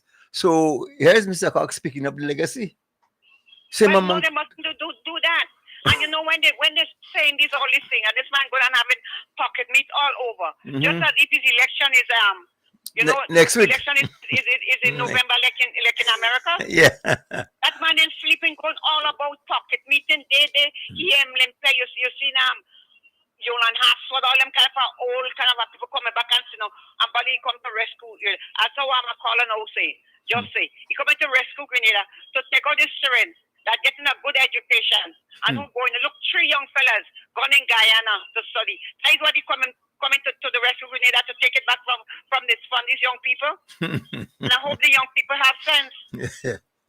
I hope the young people have sense and see who is for them and who's not for them. Yes. Look, there are bunks of opportunity these young people have it now. They didn't have it in 2018 and up to 2021. Now look what they're getting. Yep, you're quite right. Agriculture and all these sort of things bigging up and whatnot. But too much people trying to agriculture to getting help. Look there, how much chicken they give out to people to help them build up back themselves. And this is when them coming to rescue Grenada. And people think from paycheck to paycheck, and this woman talking all this Garbage, yeah? What are you going to do? Okay, caller. Okay, we lost the caller. Okay. But, this all these people are making sense, and people are coming around. I mean, sometimes a little too slow, but they're coming around because that the caller before now, I mean, she was on point. On point. I'm happy for that. I mean, there's some hope. So that will energize me to keep the fight going. To keep going, man. Because after all these years came, we you know what we've done? Yeah. We've built the foundation, put up the cement block, even render it, do all the plastering, and so it's just a matter of painting and moving, and we'll give out the fight. No. Just a matter of painting and moving, and we're going to get there. And I can't afford to let that go. No. Caller, you waiting? Caller coming now. Hey, good afternoon, guys. Hey, good afternoon. Yeah. My buddy, how you doing? A very important subject, man. And you like that? Leave Emily alone, eh? Well, I'm about to tell you, leave my girl alone. I feel a little jealous. Go ahead. Let me tell you, she does me now, Clarice is my girl, Clarice is the one that invites me in place now, Okay. All right. Yeah, she does me, man. She me Clarice. Okay. All right. Okay. Just a few things quick, all right? All right, we got to realize now, if you realize, Emily Pierre being setting up herself for that leadership thing, all right? If you realize, every meeting, Emily Pierre is always there in that meeting, right? And the person to speak right after, we always be Emily Pierre, then get Kip Mitchell. So Emily Pierre was putting herself in the meeting. Remember everything she said, you always be Dr. the Right Honorable Kip Mitchell? Yes. So she kissing up onto him, right? And what happened now? In the meeting they had in St. George's, right? Peter was getting all the love, I heard, right? And then now Kip Mitchell kind of get jealous, so then he come up with this kind of thing that he come up with a story now about people being paid. all right, and trying to hijack the party. That's not true. That's a lie. You understand? He just doing that now because he's trying to put people against Peter. Yeah. And we got to realize that every time he says something, I ain't calling no name. Yeah. All right? Yeah, that's true. Right? And if you realize the meeting last Tuesday, okay, what happened in the meeting last Tuesday? Remember, Emily Pierre came and said that if the position is vacant, she's going to put up herself. Richard know the position is vacant because Emily Pierre and them know dumb. They know based on the constitution, right?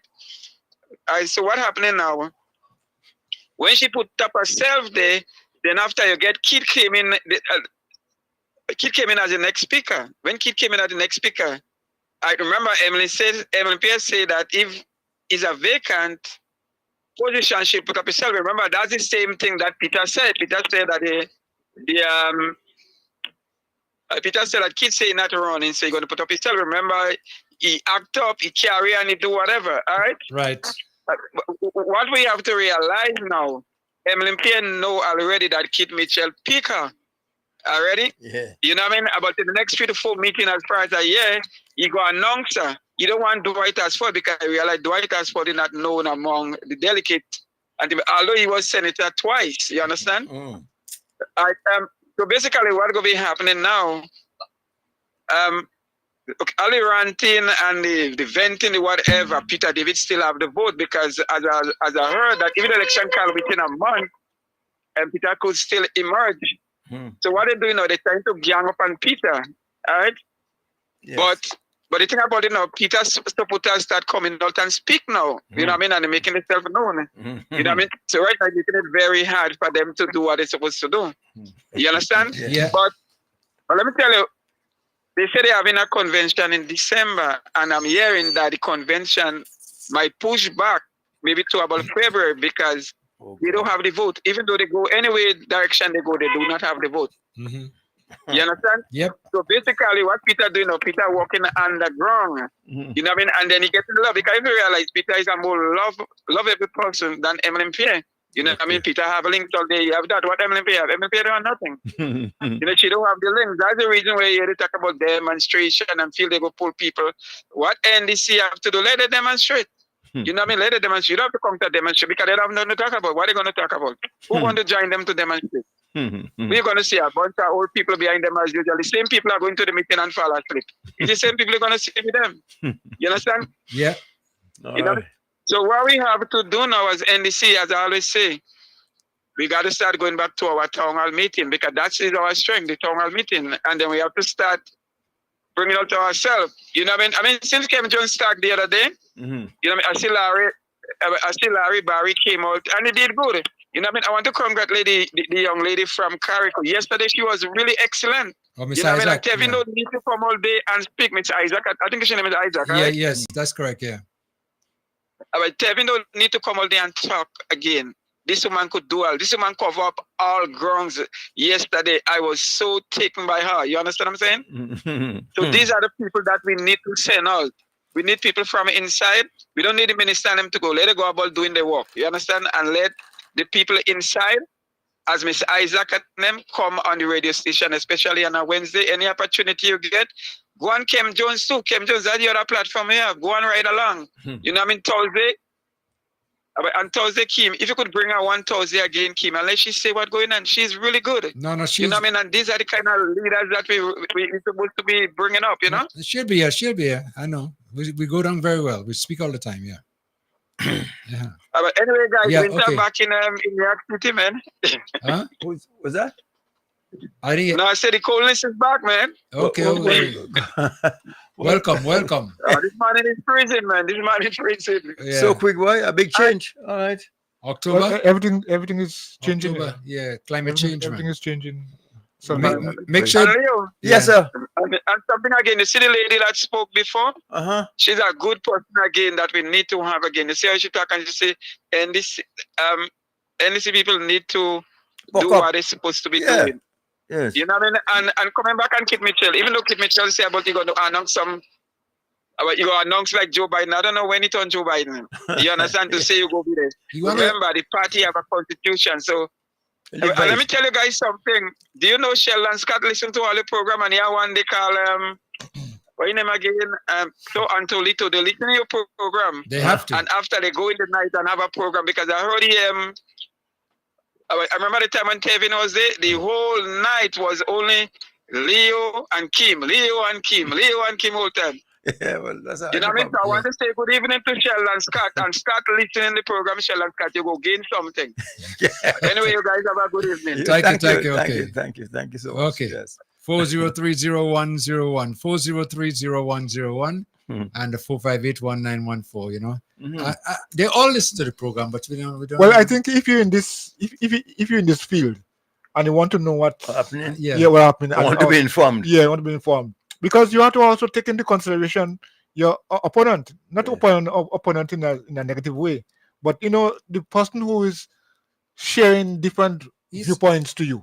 You have to listen to what people say, and it's good that they are listening. No, but this is a school, you know. This is college here. Sorry. Yeah. No, it's not school. It's not college. University. University. All right, we are the next level. Okay.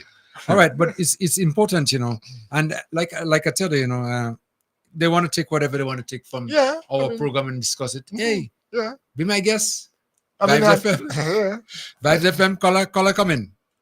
Good afternoon. Yes, good afternoon, everyone. Good afternoon. Good afternoon. I feel like the phone is breaking up. Are you hearing me well? Yes, very well. Very, very well. Okay, thank you very much. Quite welcome. All right, so I've heard that there are people trying to sabotage this government, and I would like to let them know that would be a huge mistake, because this government, not only did God select the prime minister, but he also selected the rest of the government, the bicameral parliament, the NDC and the NNP, and also the judicial branch. So if anybody is thinking of sabotaging this government, you will be sabotaging God, because God selected this government. Now, I want to urge the people in the government to seek God's counsel in their doings. That is very important. Now, I also heard that there are people who work for the government and they do not work. They get a paycheck, but they do not work. Amen. Now, that's also a huge mistake. Shall a man rob God? How did we rob thee? Okay, God selected this government, like I said. The money belongs to God. You are getting paid. You need to be doing your job. And not only that, those of you who collected money and didn't do your job, you need to return it. That's what the Bible says, because you took it deceitfully. You need to return it, and you need to work twice as hard from now on. This is serious. This is very serious. So those of you, I'm going to say it one more time, those of you who are thinking of sabotaging this government, that is a huge mistake. You are being warned. And while I'm here, repent. The kingdom of heaven is near. Thank you. Okay, thank you so much, Jim. Okay. Caller a while ago. A caller a while ago mentioned about Biden, where Diablo comparing himself to Biden. And I said he lost it because he doesn't even understand the politics in America, in the USA, to be speaking about it. Because Biden didn't put Kamala in there. No. It was the Democratic Party that put Kamala in there in the convention. All he suggested, he backed up. He says she could do the job because I'm not going to be participating anymore, and I recommend her. Yeah. But there were others who could have contested and go there in the convention as well. Yes. But everybody saw her as the person, as a qualified candidate. That's it. But he now jump out on the stage now and start to make all this thing about President of the United States. Listen to me. And I say to you, sisters and brothers, remember the President of the United States, when he decided to give up the leadership of his party, what did he do? He said, he named the date. He decided. Listen, he didn't give up the leadership of the party. All he said, he was not going to be running for re-election as president of the United States. He didn't give up leadership of the Still the party. president, He's man. still the president. I tell you, Diablo lost it, you know. Listen. He will hand over the baton. And he said who he wants to see as a leader. He didn't hand over no baton. He nominated who he thinks that is able to take his place. Biden will be sitting there as the lame duck all into January 20th. Yes, of that's it 2025. there. Uh-huh. He's still the president until the 20th of January. January He didn't hand over he didn't hand over nothing. Listen again. Let me go back on him. And I say to you, sisters and brothers, remember the President of the United States, when he decided to give up the leadership of his party, what did he do? He said, he named the date. He decided that he will hand over the baton. And he said who he wants to see as a leader. This little man called Keith Mitchell. Well, he's turning over the baton, and sooner than later, yes, he's making no mistake about it, because I have seen them all. So I have a good idea what is the best thing for Grenada, Carriacou, and Peter Martinique. You have an idea? And I have a fundamental responsibility to say who that person will be. Really? Stand by, listen, take care of yourself. Good night. He has a good. No respect. Let me just take that off there. Okay, yeah. You call that no respect, that's all. That's it. No respect. He's the only one qualified to say who he wants to lead this place. Huh? But I don't think I don't. I mean, get back on it. Yes. Caller, thank you for waiting. Caller, come in. Hello. Yes, hello, yes. Yes, you're on. You're on now, caller. Come in. Caller. Caller, come on. Listen, stop. Turn your radio down, please. Turn your radio down. Yeah, good afternoon. Turn your radio down. Yes, sir. Yes, Yeah. Go ahead. Hello? Go ahead. Talk. Yeah. Sorry, hold on. No, yes, you need to turn the radio down. And we're asking our callers, whenever you get on to have a conversation with us right here, there's a little bit of a delay on the system, whatever device you're listening to. Hello. So, yes, go ahead now. Yeah, I'm calling from Grenada. Okay. Yeah. Well, I'm 65 years of age. I never left Grenada and go anywhere. What? To say that I never live out of Grenada. I live all my life in Grenada. When the crisis came up in 1974, I passed through that. And I passed through all the crisis in Grenada. But I want the people to understand that this gentleman they call Keith Mitchell, they have to look back and see what he's done from the time he entered politics to come into Grenada. The first thing he did was to go behind to Robert Blaze and take the party. Then he do whatever he had to do. He get in, he sell banter ranted plane up to now, he never get nothing about that. Yeah, PVC. And then he come, he rule for 3 consecutive terms. He hasn't given us a factory. He hasn't given us anything that we could have said, well, yes, Dr. Mitchell did this or he did that. Instead of that, he make people come and say they're opening for a farm, they draw down money and they go. Monk Hartman thing, he come up, he do what he do. He give money to his cousin to do call center and all that. You see, to me, like, Grenadians are not remembering things that happened. But the people who are supporting this man I think they have a veil over their eyes. As far as I see NMP, look as a cult party. So they have people where they want them. But I want to let them know that the power that he's really speaking for, he wouldn't get it because it's not him that is in control. It's our God that is in control. And whatever God said will happen, he set up and he put up and he put down. He come in now want to go and demonstrate about cost of living.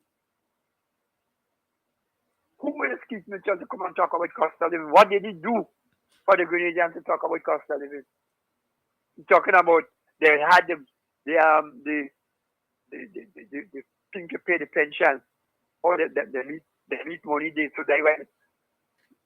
Who would I get a dollar in Grenada if Keith Mitchell to win the election again? Where would I get it? People have to look at these things. Yep. Our country is going quiet and easy. It's on that Beryl came and he set us back. But the Lord, he's in control. He knows what he's doing. So we just have to depend on him. Pray for our leaders that they will be able to do what he put them here to do. Because we don't have to, every time he says something, have to go behind him and jump up and say, oh, wait. We have to study to move forward and set up our PRO. Then we do what we have to do and let people know what's going on. Grenada is in a good state and it will stay so for the next 3 years till we go back to the polls and do what we have to do.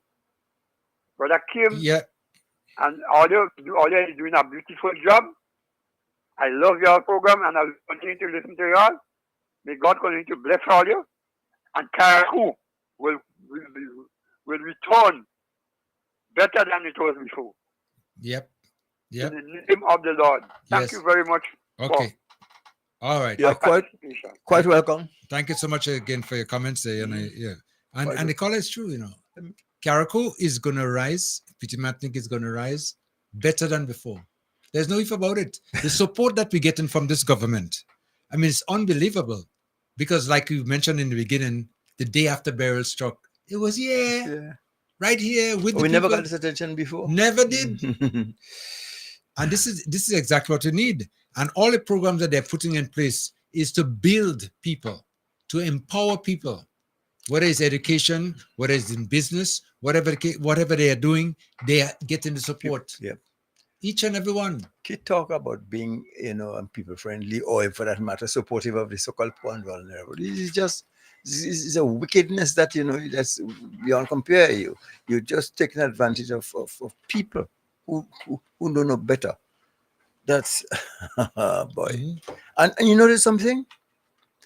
Especially among the youngsters. Look at all the NP supporters. They're lazy. They don't want to work. They want to wake up in the morning. But they were never taught to. Whoa, that's it. That's the voters voting farm. That's it. They don't want to work. Get a little stipend, whatever in Nimani or whatever they're getting there, and they go do that. Kim 5:30 are going up while they're cleaning already. Yes. 5:30 when? Yeah. 5:30 in the morning. AM. Yeah. Yes. She cleaning already. She on the job already. Long time. Not she's on the job.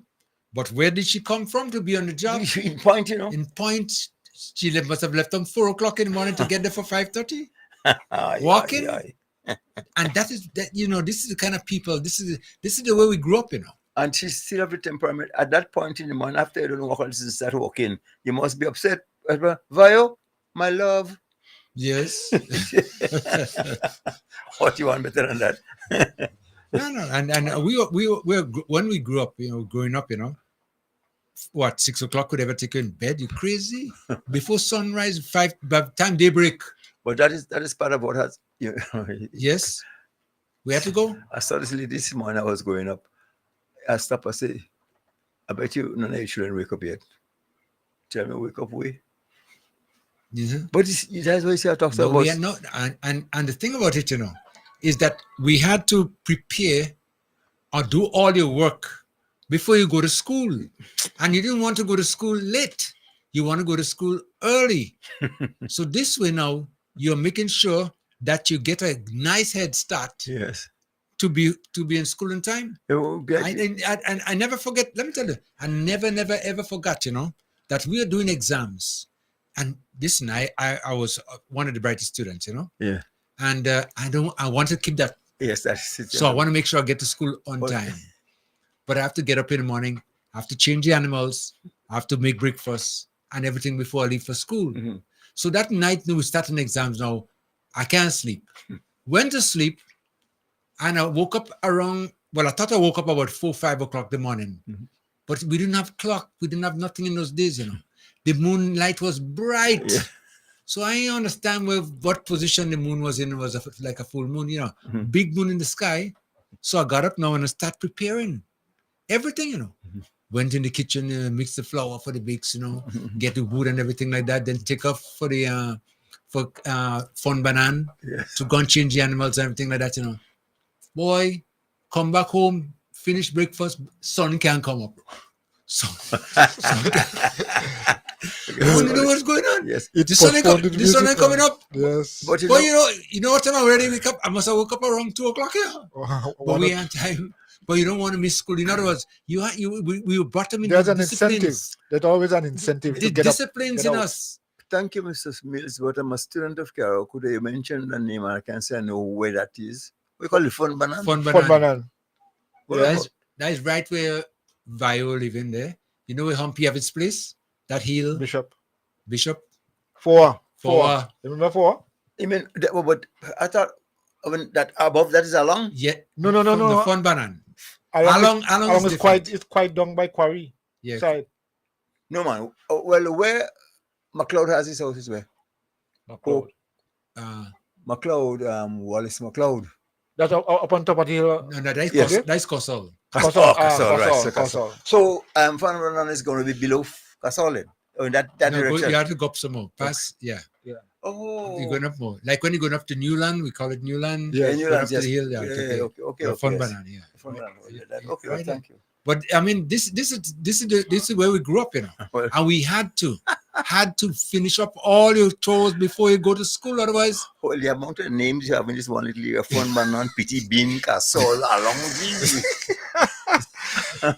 Mount Pleasant is special, Yeah. Mount Pleasant. Mount Pleasant is special. Yeah. But I always say Mount Pleasant is the only mountain in the valley. Yeah. Well, that's the only thing. Yes. That's the only thing I can't wrap myself around it. You know what point is? Yeah, man. Okay, you know for it. Okay. Yeah. Inclusion. Yeah. Oh. Inclusion. No. That one I ain't happy. But well, how down by my boy and them there? What you call it? The tower. What you call them? You have a decision there? Who? What are you talking about? You're talking about your decision? Your decision. That's inclusion. Inclusion. Yeah, it's inclusion. Have a light, right? Have a light, correct. Yeah. So Leo, it's something I myself can't get past, can't wrap my head around. That is the only mountain in a valley I know in a valley. Because there must be a reason why it's called Mount Pleasant. Yes. All the mount I know, Mount Daw, Montva, all the mountain I know, they're up on top of a hill. Yes. Elevation. But when you come to Mount Pleasant, it's in a valley. Yes, right down in the valley. So it must be a special place. Well, believe me, I mean, I'm proud to be from Mount Pleasant. Yeah. And with the way we're disciplined in growing up there, listen, that is what have us today. No, but I must admit, that some of our better and brighter students come from Mount Pleasant, Yeah, I said, I don't know if because they see the sun first. Well, we used to brag about seeing the sun first. Yeah. So we say, men from the east. Yeah. That's we. Listen, let's not forget, we one of the prime ministers we had in this country came from Mount Pleasant. Yes. So I'm not saying we talk about one of the. You're talking about Nicholas Brathwaite. Yeah. Yeah, Nicholas. Yeah, Nicholas. Yeah. What did I say? Yeah, you said one of the prime ministers come from the east. Okay, right. So I just wanted to tell you why one of the reasons that Nicholas Brathwaite is the man that he was. Oh, yeah. Okay. What's his mother's name? Is Aya? Aya. Said when he was going to school in Mount Pleasant, and then he'd get up in the morning, go on the raise the fish pot, come clean the fish and put away, and then leave for school. God bless him, he come put a little job. Yeah, him as a teacher. So if you want to be on thing, you just get up, you go in the sea, raise the fish pot, you come back and you bring the fish, and you put in the kitchen, and then you go to school. Dress it, tie and everything. You know, I come to school and I say, who clean the fish? Oh, you think he's big man? Come and clean the fish. Yeah. Yeah, can't just want to. That is one of my favorite memories. But what? When you have parents like that, you can't cricket, you know. You have to be on point. You have to say, So that. she come to school, you know? Yeah. Are you a teacher, you know? Oh, yeah. And come home and clean the fish, I tell you. Think it's a donkey going in the lab, eh? Not at all. Yeah, but this is the discipline, you know, that we all had, you know, coming up, you know. And that was what I say makes what we are today. But Diablo, as far as he's concerned, give them a stipend. They don't have to work. They could sleep late in bed. And that's it. Education is not it's not a priority. I don't know why. All those things gone by. You talk about the education in a priority. Even listening to the Prime Minister, Dickon Mitchell, at the United Nations. He gave his life story. Yes. Yeah, I'm just saying, you know, and he values education. But he values education to the extent where he would invest his entire life into ensuring that people have a good quality education. But you know, too, one of the things that I don't know if it's the diet, and if it's the fried chicken and chips. Could be too. That have us so astray, for want of a better word. For Christ's sake, you know, prepare your children and teach them about life. No, prepare for life. Yeah, the issues of life. Yeah, the challenges. I mean, can't we? Because you're not pushing yourself ahead. You know, you want to be with the riffraffs and how. Wow, no. And look at those people, man. The youngsters, they're asleep, and there is no getting around it, boy. And unless we try to see if we could make changes, because this is what the Prime Minister is trying to do too, you know, as education is a priority. Yeah, but you must teach children to appreciate life and that's and what you have among them. And now with the extension of kids going up to 18 in school, give them the opportunity to develop themselves even better. Wow. And you know, I'm hearing and I heard some people complaining, and as you know, when that was announced, the idea that school age is mandatory up to 18 years. And people vex. They want to come out of school. They want to go and do what they want. They want to go and hustle. I mean, I don't understand. Giving you an opportunity to build, develop yourself. You vex because you just stay 2 years longer in school. Everything must come the easy way. Yeah. Vibes FM caller come in. Yeah. Good day to everybody. Yes, good day to everybody. Yes, good day. Yeah, good day. Yeah. I just will make one little caveat, just to put a little thing in focus. Yeah. Go ahead. Now, NNP is a fusion between the Garyites and the old NGNP. Remember when they had the old alliance with Bernard Code and Kit Machine? That was the GNP, plus they call it the United Front of Fried Gary, right? Yeah. When that front broke up, the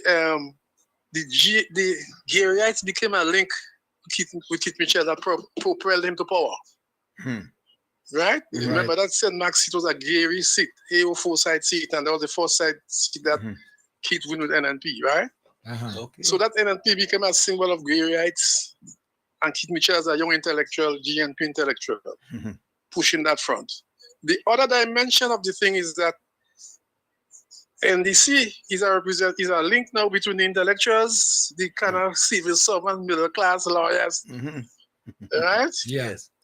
And a residue of GNP too. The more classical part, right? Right. Right. So now what we really have now, with Deacon coming in now, bring a kind of a refocus, because some of the what I'm saying, NDC is an alliance with the XPRA and the revolution plus middle class intellectuals and so. Right? That's what NDC is. because the bulk of the revolutionary people who are experiencing not so hot with Keith per se, because they felt he was part of the breakdown and things like that with the CIA and so, you know? Yeah. So that, what comes into focus now is is like a genes of your grandparents and two cousins. You know, they were fighting for a piece of land. You know what I mean? Because this was the grandfather land. Both of them feel they have a portion. Uh-huh.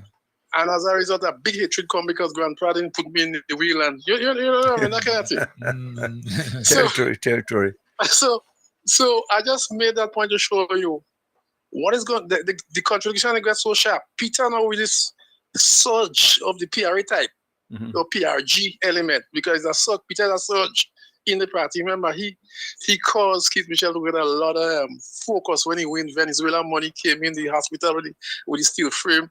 It was through Peter, all his money come with Venezuela connection. What they call it again? The thing what Tillman didn't want now. Is Alba? Is Alba? Alba, yes. Alba. Yeah. Peter is the man that bring that money in and Keith got that money. That's a lot of US and all this thing coming with the free petroleum, and you understand the point? Yeah. So Peter brought a status there, and he come from a middle class family. Charles, they was a big insurance man and things. So Peter generally friendly. And soldiers see him as the kind of man who is there man now. You know what I mean? So he has both. Keith, he has a degree of charisma as well as Keith have a degree of control. But Peter is more charismatic in a sense because of the link with, you know. Yeah. So, but that was going to be an interesting part in Grenada history. You know, who win the next election is going to reshape where the Grenada really go. You know, the one who wants to defeat one another now to get a clear, unimpeded path. You know, right now they're stumbling block because each side feel I have a chance. What NNP is saying, I have a chance. They go fail next year and they have a chance. I'll come back. Right? Yeah. And that is giving the old gay rights and the old policemen who they, yes man, I resign it because when kid come out, I'll come back again. That's general talk. You know what I mean? Yeah. And you see, saying we're going to make a reshape and we're going to deviate. We're coming into a new environmental political thing now. We're going to deviate. New pension plan. That pension plan is brilliant. Yeah. Yep. Except one caveat. I would have given them the contribution they pay towards the pension. I would have taken off that from the gross salary, not tax them on that piece as an incentive to buy the plan. You know, because you want to pay 3% of the salary. Right? I would have taken that 3% and make it tax free. So if you're working for $3,000 a month, you pay tax on $2,007. Because you're pushing that money for 60, you're pushing that money downstairs. So you're helping the government downstairs not to pay you. That's there. So I would have to buy the plan with the negotiation with the union. I would have given that 3%. But that's just my own view and things like that. Okay. But there's something similar like that in the US, you know, with the 401k and stuff like that, you know.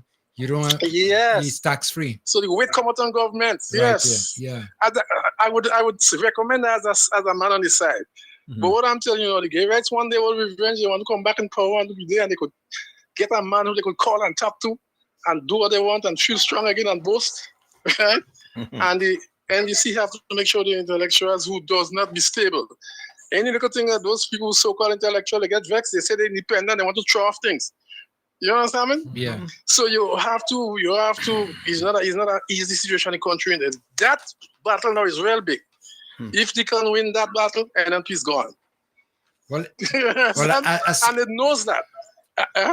I see NNP gone already before you even say it. They're gone. Yeah, if they can survive that battle, they're gone. And some old members who come from the old guys know the position now them is different level in the society in the thing they still feel that coming back. So is as I told you, like a cancer surgery done by you leave a piece in the cancer there. But the next election is what, 2.5 years down the road? Yeah. Or more. Yeah. But NNP implosion is due for December. NNP implosion. We're right. So you have what is what called you call it? Implosion. The politics is not pure. December 2024. Yeah, because you see the politics is not pure. What you're doing is that the propaganda make it you have a tablet and you should take it 3 times a day. One every 2 hours or what? You say, man, I'm just taking the 3 of them one day, man. all one time. Yes. Yes. So that the kind of policy, and she's come with that policy. Yeah. Take all the tablets one time. You're still among the doctors who advise. You're still right. It's from the ground for there. Let me tell you what. But the flow is treated for there. My So if you could tell the people, in December the thing coming, yeah, that the government go fall soon and they come in and think people go like that, they motivated. But NNP is in a lose-lose situation. If Peter win, kid dead. And if kid win, kid dead. Yeah. Yeah. Kid dead again. Yes, Yes. So kid dead Yes, twice. yes. Twice, yes, a lose-lose situation. Because Yeah. no, the reason why nobody and why you see in Delma, fell apart is because Delma was talking the truth to him, but he's a fellow like to hear the truth. People Yes. saying that you did your term, go. You asked for one Yeah. for you didn't get it to go. Well, you think you live in 6 roads? Yeah. Go. Yes, that's the point. But finally, I'm closing down by saying Yeah. the trade union is never a loyal party in a fight. You see what they do in the States with that close down the show line and they transfer the strike to the 25th? Yeah. So that is why, because the trade union power is a kind of political power inside the big politics. A trade union boss is seen as a junior leader in the state too. Yeah. Yeah, and they could adopt politicians. So Peter could come and say, oh, I adopt NNP or adopt this and cause a trend. So you see, you are small little power brokers in the system. Alright? Yeah. And that is NDC is more vulnerable to that kind of thing than Student hardcore kind of people, right? So they have to have people inside and I don't know why nobody goes studying political strategy as an independent work. I have a firm doing that. You know what I mean? Like how you have a legal firm. You should have a company with political thinkers who could tell, in school and think a nice debate and think, make the thing lively and nice. Okay? Yeah. Because what you need is the education and the politics. Is a trend that is a road that going down the road, and you could have to see wrong the corner. Well, it's not the straight line; it's wrong the corner. That what you're thinking, and it's coming around the corner is somewhere down the road because we first have to get that education that is so badly needed. Yes. So when the Prime Minister have a press conference or the opposition, Form 5 in the school should be brought to the auditorium and looking at the TV. Yeah, you understand the point? Right, They should be looking at the TV government not program on the road and think only old talk, nobody don't know it's facts. These children who are 18, 19, you want them to have the pure facts.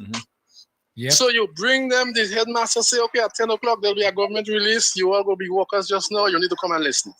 You go in the auditorium, the thing switch on. You go in a government ministry, they have all CNN or that thing, there's supposed to have a government program on the screen.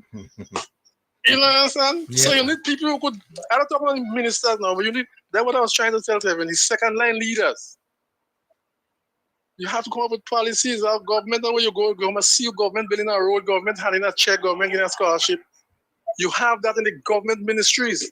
And you buy time in the bank now. So that when you line up in the bank, you could see a government program. Government could pay them for that on the screen. Yeah. Yeah, you're right. That is all that's part of the education thing. So I just make those general points and thank God for everything. Thank you. It's a nice study. You realize a nice study politically. A nice thing to do a PhD on. Yep. Yeah, nice PhD case. So yeah. All right, brother. Okay. Thank you. Peace. Thank you. Yeah. You know what I think we're lacking, well, not just education, but before we won't say again, pertinent in education. Yeah. Something that will speak to us as a people of culture and so on, the education along those lines. Well, back in the day, I never understood it, but it was, later on you picked up on it because it was a matter of wronging you. In Presidential College, one day, the whole school had to go see some opera called Aida, Yeah. Aida? Yes. And then to learn to appreciate certain things and different things in life. Around you up. And on one time making they'll have a debate on civics. And those things you wrong you up, man. Give a thing that could pertain to you Yeah. It's important. Yeah. But you see, that has not been the focus in Diablo administration. No. Even the curriculum in a lot of these secondary schools, I don't understand. I don't understand. What you child tell me getting 13 and 14 subjects? Yeah, and with all those numbers of subjects and passes and so on. I can do a proper resume. Yeah. Something added up. Yep. It adding up too much. You add up until you getting extras. Come like Jenny Mats. Jenny Mats. But you want to be an advocate. You want to be a mentor. Who is Jenny mentoring? Vibes FM. Caller coming. Afternoon. Hello, yes. Afternoon. I just want to say, commend Miss Isaac yesterday for delivering and being to the point.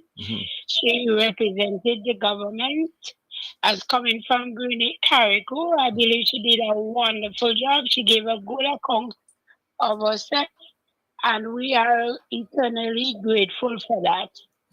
I believe, also too, that my real hero that needs to be honored is the Honorable Parliamentary Representative for St. David, Dick Mitchell. I believe he did a heroic thing to rescue Grenada 2 years ago. We are indeed grateful. The farmers now have chickens. They are getting feed for the animals.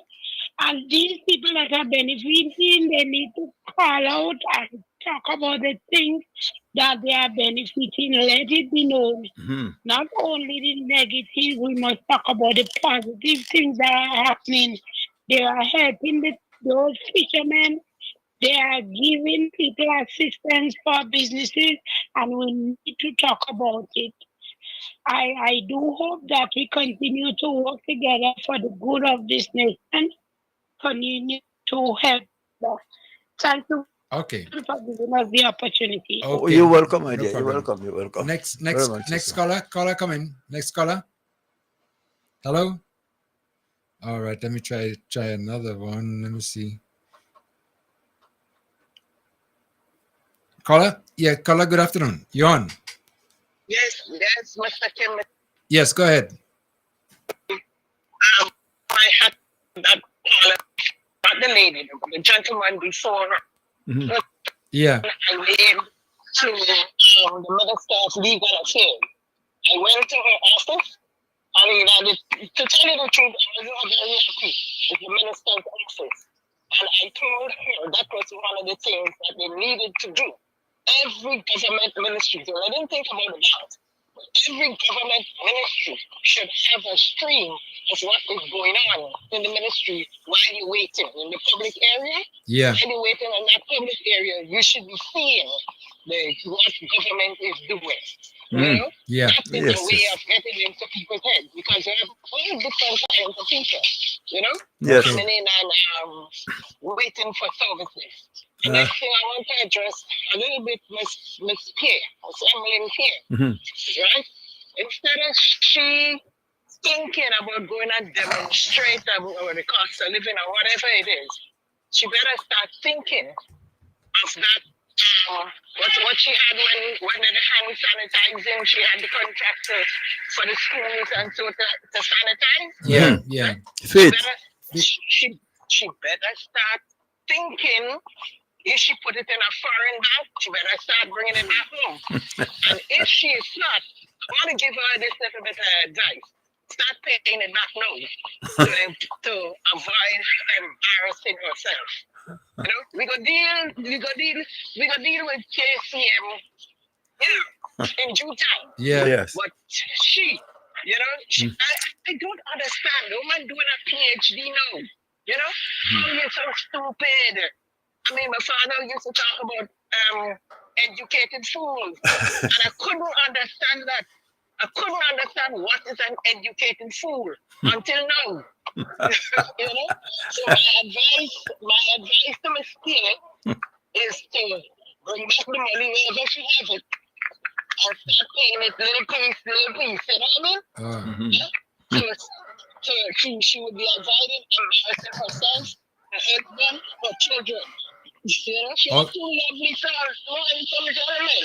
You know, you want to embarrass them like that? KCM maintain one, you know what? He don't care. His money is switched back. He say if him interested later a few years ago, I think it was the 2008 election, if he lose, him interested later, he can go to the States and keep any one of the characters that they have. But he can't come back here. We can't leave Grenada. Can't leave Grenada. We take the passport. Right? Okay. So when the FA country hits the sun, he's going to get paid for this. Bring back the money. Put it back in the government treasury. It's the people's money. Okay. Okay, caller. Okay, bye. Next caller coming. Caller. Yes, hello. Leo? Yes, sir. Mr. Kim? Yes. Mr. Coy, good day. Good day. Okay, Kim, check the audio on the program. Say it again, please. Check the audio. Check the audio. Check the audio again. That last caller wasn't clear Okay. at all. I don't know why. All right. The audio is back now. He's back, right? Good. Yeah. Today is the best program for a long time. Honestly. Yeah. Since before election, I was not a program like that. And there's some callers today. Where have they been? Listening. So dumb, but they're going to keep on calling. Man. Yeah. Yeah. But brilliant program today. Couple things. Miss Pierre, is she qualified now to be leader? Is she what? Qualified? I don't know. Qualified now, yeah. I don't know what it takes to be qualified. I really don't know. Diablo said they wasn't qualified before. No one was qualified. Well, maybe he did a test and they qualify now. But we're waiting to see what the result will be. So when that will come out? December? Well, it's a matter of at his timing, at his pleasure. Because based on what he's saying there now, he basically owns the party, and the last statement he making there, in my view, that's like a dictator. He's saying exactly what he's going to do, and in a democratic country, and the constitution I think is democratic as well. Well, of course. So I mean, yeah. Well, we have to think because we ain't sure. That just qualifies it. He lost it. Yeah, that's what we're saying. Yeah, he lost it. And we're using the right tense, so he lost it. Anything is his, isn't it? Yeah, but literally. And he thinks that he could continue to fool all people all this time, and nobody's going to get up to his speed and understand what he's doing. It's foolishness. I think now a little awareness was brought to the fore since Deacon came in, and youngsters are being told and they're listening. At least they have a different voice, and the things that they're saying, registering. That's it. Well, have you been looking at these meetings? I just get little clips from here and there, but kids meetings? No, not really. Which one talking about? Yeah, you talk about. But the applause are getting. Everyone is the applause is getting silenced. Little silence, yes. Yeah, the few and far between. I like your glance. I make a feel like a people now and again, yeah? Yeah. I don't see no young faces, no only old like 70s, 80s. No, those are the don't know the POC people. The eyes open. Well, again, you see, Kit Mitchell did say that they are children and they are young, inexperienced. So he ain't want no inexperienced person in his camp. So you would hardly see. You would hardly see people there, young people there, because I mean they're childish. Children. And the reason for that is no longer Minister of Youth, eh? Yes. Did he announce he resigned? Who? Kate, as Minister of Youth? No. As Minister of Youth. As Minister of Youth. As Minister of Youth, he was fired. Did he resign? No, he was fired. What do you, Minister of Youth? Tell me something. And also the lady up north. The lady up north, the one that said she could make us suffer. Oh, that I think that it's want to suffer? No. Pamela Moses. Pamela Moses, correct. I think she's coming back to run again too. No, she can't run. Pamela Moses, them thinking. What Brenda Hudo come to? Not at all. My God. No. Lorena Waldron. No, Well, but no. What happened? Based on what we were hearing, candidates. he was going back to. You believe in the reincarnation? Well, I say, yeah, I believe he's on that level now. Yes, and by the way, you look at Toby had a comment program, man. Yeah, we have some explaining to do. Who? Where's Cox? Cox is young, is the young flame man. Putin is best able to do. Did he reply to you? Kim, he asking when did he come and talk? No, he didn't reply it. No. I don't see him. He don't answer his phone, and I don't know where to catch up with him. Maybe you could go by the pharmacy and see if he's there. And get some medication, yes, and then we no, get some medication. He had to take the medication to get to heal himself from his foolishness that is supported. Okay. Kim? Yeah, go ahead. Kim? Yeah, go ahead. This morning for the program, the Texas on the street. You know the Texas on the street? Yeah. He and the one in San Susie, they're fighting now, eh? Oh, yeah? Yeah, who? San Susie. San Susie? Your friend. Yeah. The lady in San Susie. Yeah, okay. I know that is, No, you know. Yes, go ahead, yeah. You know.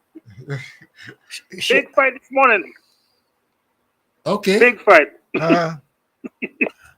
Okay. Among themselves, yeah? Yeah, all right.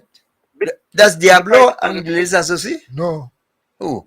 Chatters on the street. A lady in San Susie, a lady. A lady in San Susie. They want to pay the ministers to work. They want to pay the prime minister. We pay them. Yeah, we pay them. They work for us. They work for us. Yeah, they work for us, yeah. We are the boss.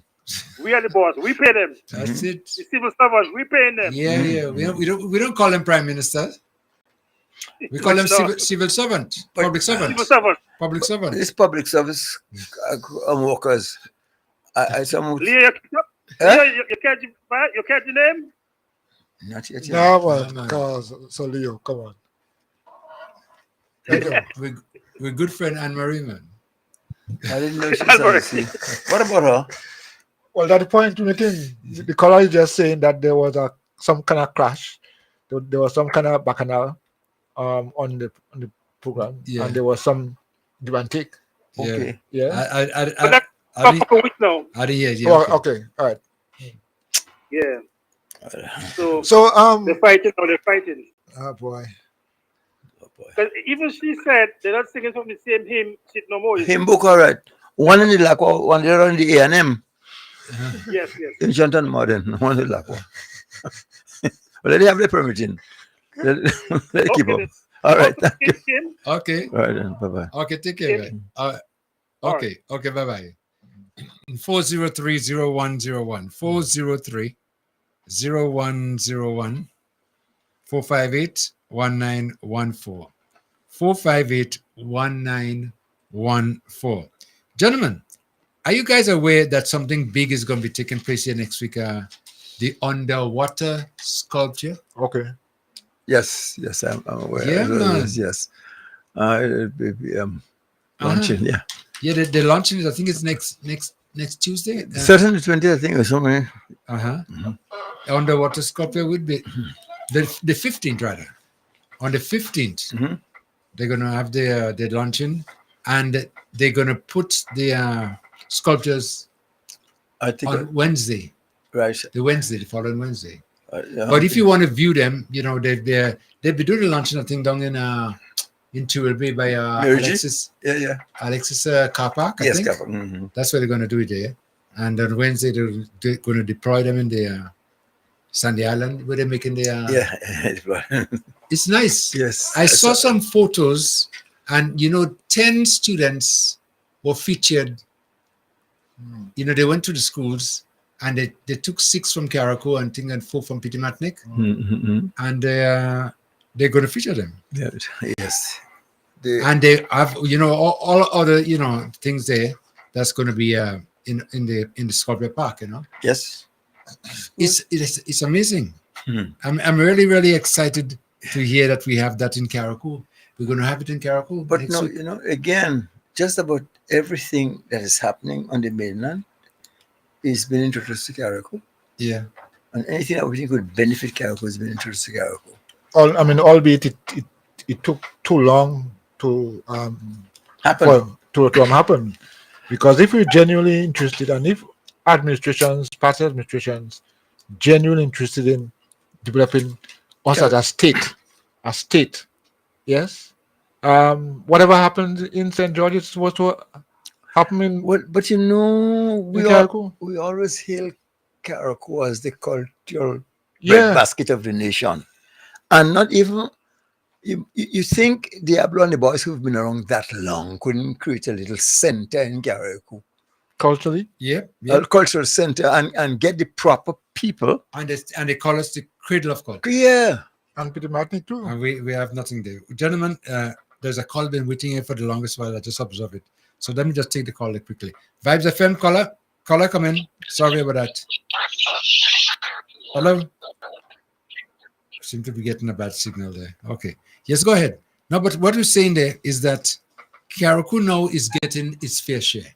That's the bottom line. Yes. We're getting what we deserve. For the longest while, we were just held back. One of the politicians here in Carriacou said what? He described us as stepchildren. No, you know what I see? To those who think that we're too critical of Diablo and his administration, as far as I am concerned, I'm a beneficiary of Carriacou, you know. Mm-hmm. So who don't want to defend the inheritance is up to them. Mm-hmm. Carriacou is ours. Mm-hmm. And as far as I know, I've done more for Carriacou than Diablo will ever do. If he lives to be another 90 years, you won't match it. Mm. And all that you've done for Carriacou amounts to nothing. And in addition to that, to put us in the minus, you move the port. Mm-hmm. So not only that, you didn't contribute, to subtract. Take away. You take away. Yeah. And then Mr. Cox, who is a Carriacouan, born and raised here, come talking nonsense about tanks at the port after Beryl. If they use the money they spend to move the port and fix up Hillsborough, we'd have a place to put 90 times Beryl. Every day? Every day. Yep. You just, well, let me use a Carriacou. You just deck a Carriacou, the Hillsborough. You make it into a ghost town, put your money in your pocket and you go. Yeah, but I'm surprised. I'm really, really surprised to hear Cox speaking about the port to that in that light. I'm really, really surprised because as a Carriacouan, and he knows the history of Carriacou, he knows the chemistry of Carriacou, he knows everything of Carriacou, as far as I know. And then to be making them kind of statements is irresponsible. How could this is a talking point for Carriacou? No. Or even you're debating the issues put into Carriacou and mentioning the port. So you take somebody for Fungu? I don't understand. Ataku. Huh? Yeah. Carriacou jet, you know. Yeah. For those who grew up in town, that's our university, you know, that's where you're going. I mean, get all the education on jetty. Yeah. Jetty. Mm-hmm. And you would deprive me of that, you're crazy. You don't deserve that. No. You don't deserve that. No. But you know, and the thing that is so wrong, and these guys are so selfish. I would always insist, not a bad idea, there'll be some negatives to the marina, but when you check it out from the standpoint of a marina, all right, Tilby could have that with all the others and so on. Every day, yeah. Nothing wrong with that. But what you see, they're so selfish. Is that enough to have a marina where you can earn some money? You must move the port to Tilby. For what? And those who don't need to know the disadvantages of bringing the port to Hillsborough, to Tilby. Yeah. They know. And then you, Mr. Cox, you have nothing more to say talking about tanks at the port. Yeah, but I would have thought that is one topic you would stay away from. Well, I say I didn't vet that with Diablo. Okay. Because if he had run that by Diablo, tell him, don't go there. because you will come up for some fire and you can defend it, you see.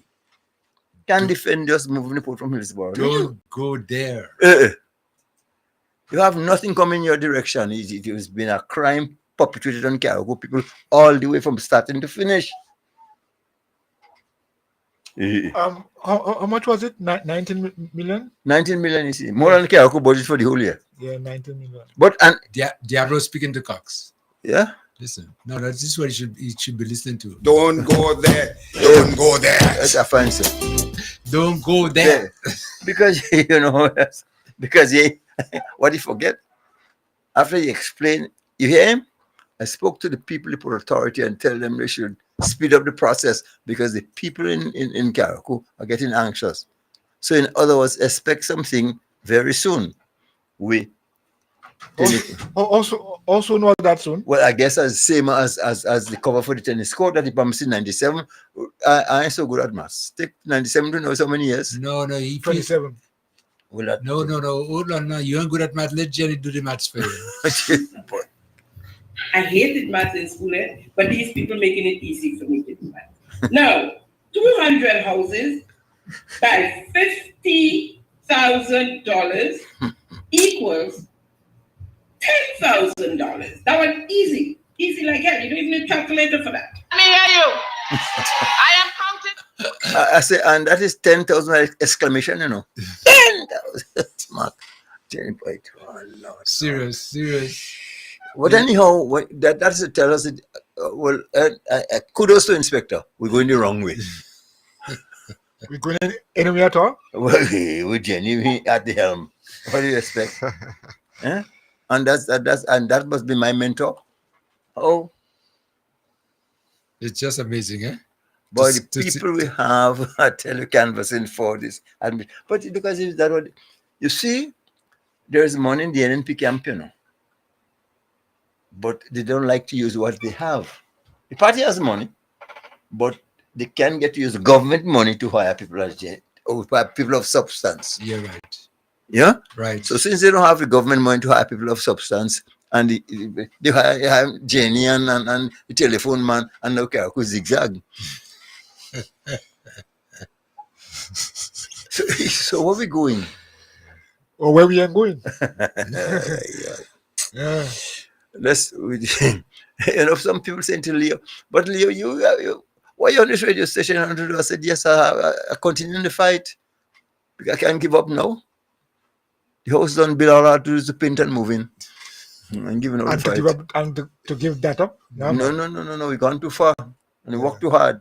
70 years and better. Crazy. Yeah. No, man. We can't stop now. Every time I look at the people who are advocating for NNP and jumping up on that, no value. NCV. All. Huh? All of them. Vibes FM. Let me take a call before. Vibes FM. Caller, come in. Caller. Vibes FM. Yes. You must remember that Diablo and Cox and them speaking to people and them, not us. Yeah. What people are saying when you're telling me getting on your house? He said too much mosquito in Dumfries. And he come out in Mosquito City. In the mangrove, Mangroves, is Mosquito City. And he said too much mosquito is Dumfries. What a pity. But when saying so, Cox said they put the open school close to a dump site. Yeah. Adjacent to? Yeah. Or on the other side? Yes. That is just the secondary school opening with the debris in the recreation ground. So who does that? What a crime! To look at where Hillsborough Secondary School is. You complain about that, knowing full well that we experienced that devastation a couple months ago, and all that things that we had to clear up and for people to be able to move around. And you're bringing that to the fore as a complaint. They should lock you up. Why? And then you taking people from the mangroves, bringing them to Dumfries. Well, I know there's an improvement there. You can't tell me that you went down, you went up. But the only crippler could complain, crippler say, you ain't going there, too much mosquito. Go back in the mangrove when you have no mosquito. Or you staying in the mangrove when you have no mosquito. Oh, you the comedians in Carriacou. But that's what you see again. If you look at the comments coming from some of these people, you realize, that they're all like, is a cook up inside of there. No substance. Yes, it's nothing to show for you. Nothing at all. So somebody saying you, Cox is not. I can't waste me Vex on Cox. No, can't do that. We have to help those people, help the unfortunate ones. And somebody just messaged me here to say, Kim, you and Leo failed to to get Cox to come on the show. So why don't you give the job to Kai? Kai? To get him on to come on? Yes. All right. Well, I'm willing to do whatever it takes. But those guys don't come and face the music because they could debunk all the lies that they're telling, and they go make them look bad. That's why you Diablo, if I would what you ain't foolish. Because if you come on the station, you have some. We're not going to ask him, how are your pants tight so? Or Mr. Minister, how are you looking good so? You're going to have to answer the questions that are important to the population. Because this is not hostile. But we'll be hostile. No. But like anything else, I mean, he's been saying for the longest, or saying all the time, that he wants to. He looking for a program. Well, let me say this: Dr. Mitchell tell Cox, I firmly believe that, not to go on the program. So he can go on the program. As much as you want to tell somebody he's a big man and you know what he's doing. He's been led by this fella that don't give a hoot about Carriacou. Knows nothing about Carriacou, has done nothing for Carriacou. I mean, I don't all understand. the radio stations in Carriacou and Peter Martinic. And where I see brother came here tonight, but putting another challenge to him. Come. Yeah. Because he promised me he gonna put a special program for me at once a week. But I came waiting for my program. Well, so why Kim? No. Dr. Mitchell, the program is yours, and as we did in the past, as a matter of fact, Vibes 101 is going to sponsor your ticket to Carriacou just to come to the program, and accommodation too. Everything free. Vibes FM. Caller. We just can't give security, but caller, yes. Yes. Yeah. I realize how powerful advocates are. Mm-hmm. And Grenada must design something to honor living people who do very well for the country. Mm-hmm. You see, like Trinidad have the Trinity Cross. Mm-hmm. Yeah. Okay? Mm-hmm. Grenada is a tri-island state. Maybe they should have the Triple Crown. And the first man that should get that is Solio. Because that is the giant among all concerning the port. Yeah. And the port is a very important entity. The moment the administration removed the port from Hillsborough, it created a big vacuum. Mm-hmm. Yep. Okay? Yep. Here goes a problem. Now, who was the leading advocate? The same Solio. Now, he was dubbed Solio on this program. But the state now must have something to give to him. And I think we should have our own thing to give our heroes. And I'm suggesting the Triple Cross, or the Triple Crown, whatever somebody else will come up with that may sound better.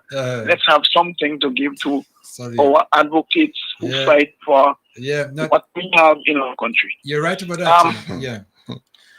I remember in Grenada, when Roberts called us out, it was an Independence Day celebration to stand up and pack.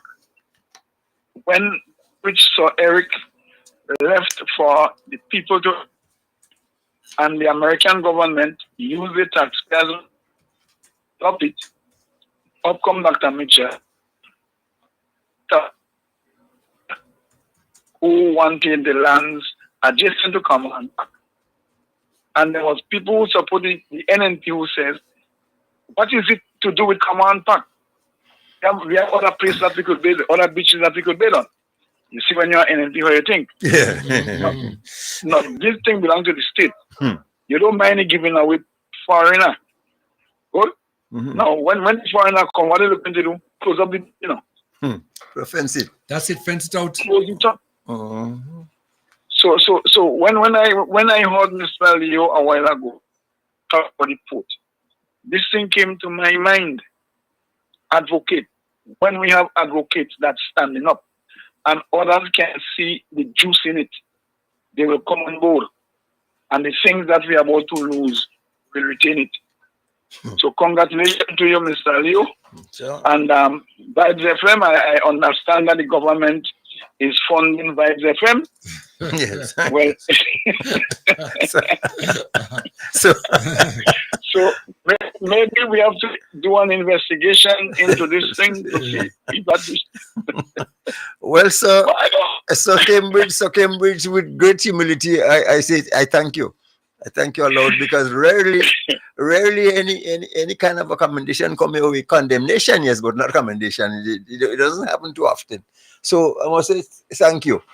And I don't know, it's gonna be a toss up, because if Kim in front, he's not far behind. So we have a lot of Trinity cross to present. Okay, then all the best. Thank you so much. Thank you so much. Thank you so much. Thank you so much. Okay, right. 4030101. We got time for one more call. Just one more call. Okay, we could accommodate just one more call. Okay, and let me just give some information out there to tomorrow. No, tomorrow, most likely it could be tomorrow. Over the weekend, we might be off the air for just a very, very short time, maybe as much as about an hour, because we're going to be doing a major upgrade. Okay. With our system. When next week you said? Tomorrow or Saturday. Okay, fine. We're working on it right now. So our listeners, if you were to miss us, only on the 101.3 FM signal though. The 106 will be steady. Online would be okay and everything like that. We're doing a major upgrade here. Tim, before we close, what hit me home now, that I had a very, very good friend in the United States. Yeah. A fellow who taught me just about everything, because you come from Carriacou, you go up in America, especially from a business sense, you dumb as they come. And when I tell him, he said, boy, Leo, you won't finish last, You see this Carriacou thing you're dedicating all this time and effort to, you're starting off by losing. Because they don't want to give, they don't have the capacity to give you what you're giving them. Did you won't find the capacity for people to reciprocate? Right. Yeah. Huh? So tell yourself you're beginning in the minus. Yes, of course. You're right. It's like somebody say, if I'm in a band and I'm the best player there, I'm a loser, You can learn nothing. Who teaching you and everybody more stupid than you? Yeah. Any place that you're taking the lead, you're at a loss.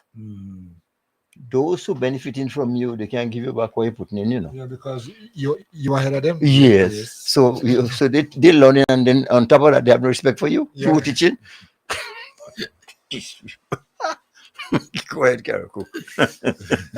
Go ahead. But we're there, we're fighting. We're giving up. No surrender, no retreat. So not Cox, right? A Koi. Right. Don't forget you have a job to do. A new assignment? Assignment, yeah. So I think I need to get some medication in truth. So I think I would know my choice of. But please extend the invitation. I'll go down there and all three. Yes. All three, and know how to put Tobias in the mix, because he have some explaining to do to me. No, but Tobias is my boy. But he tell me how to come. That's my boy. Well, I speak to Tobias. He's going to come. No if about it. All right. Well, tell him come. I don't care if you Zoom, come and explain yourself, because I'm at a loss, and it's a somebody I love, and I wanted to start love turn to hate. So come and tell me what is the reason for sort of advocating to this has been that kept us in bondage for so long? Why are you advocating the return of this person? And what has this NDC done to you? People just take things personally, and it has to be. Because you cannot tell me, especially when it comes to Carriacou and Petit Martinique, that this new administration has excelled and passed everybody else. So what are you being critical of? Please join us for the next hearing. Gentlemen, Sanidai? Sanidai. Gentlemen, Without it. just allow me to take my final caller. The caller of the year. Vibes FM caller? Caller, come in. Caller, yes. Caller, come in. Yes, go ahead. Yeah, good afternoon. Afternoon, sir. I don't know if you could do me a favor. Ask. Go ahead. Yeah, I want to get in touch with Cyril Moran. Okay, no problem. Yes. That's easy. Easy. I could see him to... Yeah, because I mean, donkey years I don't hear about him, I don't seen him. No, he's alive and well. He's alive and well. He's okay. He's alive and well. And as a matter of fact, I want to get his number. you want his number? Okay. Yeah, I want to get his number. I'll get it for you. What's your name? All right. Okay. Augustine is called. Okay. All right. Well, consider it done. All right. Okay. Yes, man. We'll see him this in the morning. All right. Okay. Thanks. That's easy assignment. Okay. Will everybody get an assignment today? But no retreat, no surrender to your assignment. Eh? You have to execute it. Ouch. Yes, I will. Because we want to educate our public, our population, and those of opposing views and who think that this should be that or that, or justify your existence. Please come on the radio station. Let's talk Turkey, you know. And we might talk good English. We could debate in Carriacou and Palang. Because say yes. Yes. And we did it. I'm just checking the assignments. Yes. Koi. Yes. You have Cox. So Leo. Cyril. Yes. And for me, Tobias. Tobias, yes. Right. Oh, I don't want Diablo then. Well, all three of us. Well, for that assignment, the station Vibes 101. Yes. is inviting you. All right. Okay. Well, let's wrap it up. Koi was today is a day, the 10th of October. Just want to make this comment here in regards to what has been observed locally here in Grenada as well as internationally. Today's World Day, World Mental Health Day.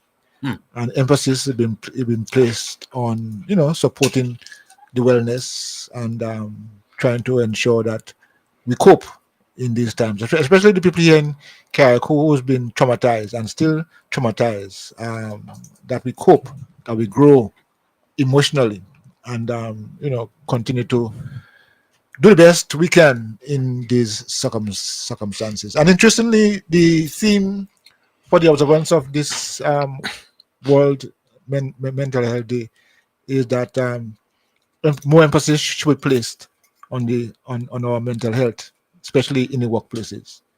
Yes. So I want to wish all those people who are involved in this process in terms of advocacy. Yeah, let's continue to support the well-being of people who are challenged, and let's not negate it and laugh at those people who we feel that might not be the best health-wise, but let us come out and support each other at this time so that we all can rise together. So do you? Well, the Lord has been good to us in many ways. He removed us from bondage 2022, showed us the way, and gave us a good leader. And secondly, Beryl, even though Beryl passed through, most of us were spared the disaster. People of Carriacou and Petit Martinique, and by extension the state of Grenada, think for yourself.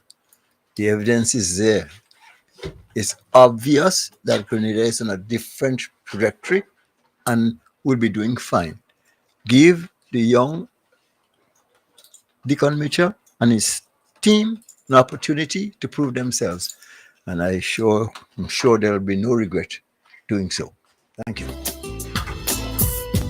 The views expressed on this program are those of the host and guests and not the views of this radio station. And that will just wrap up our program for today right here on Vibes FM. We want to thank you all who participated in the program.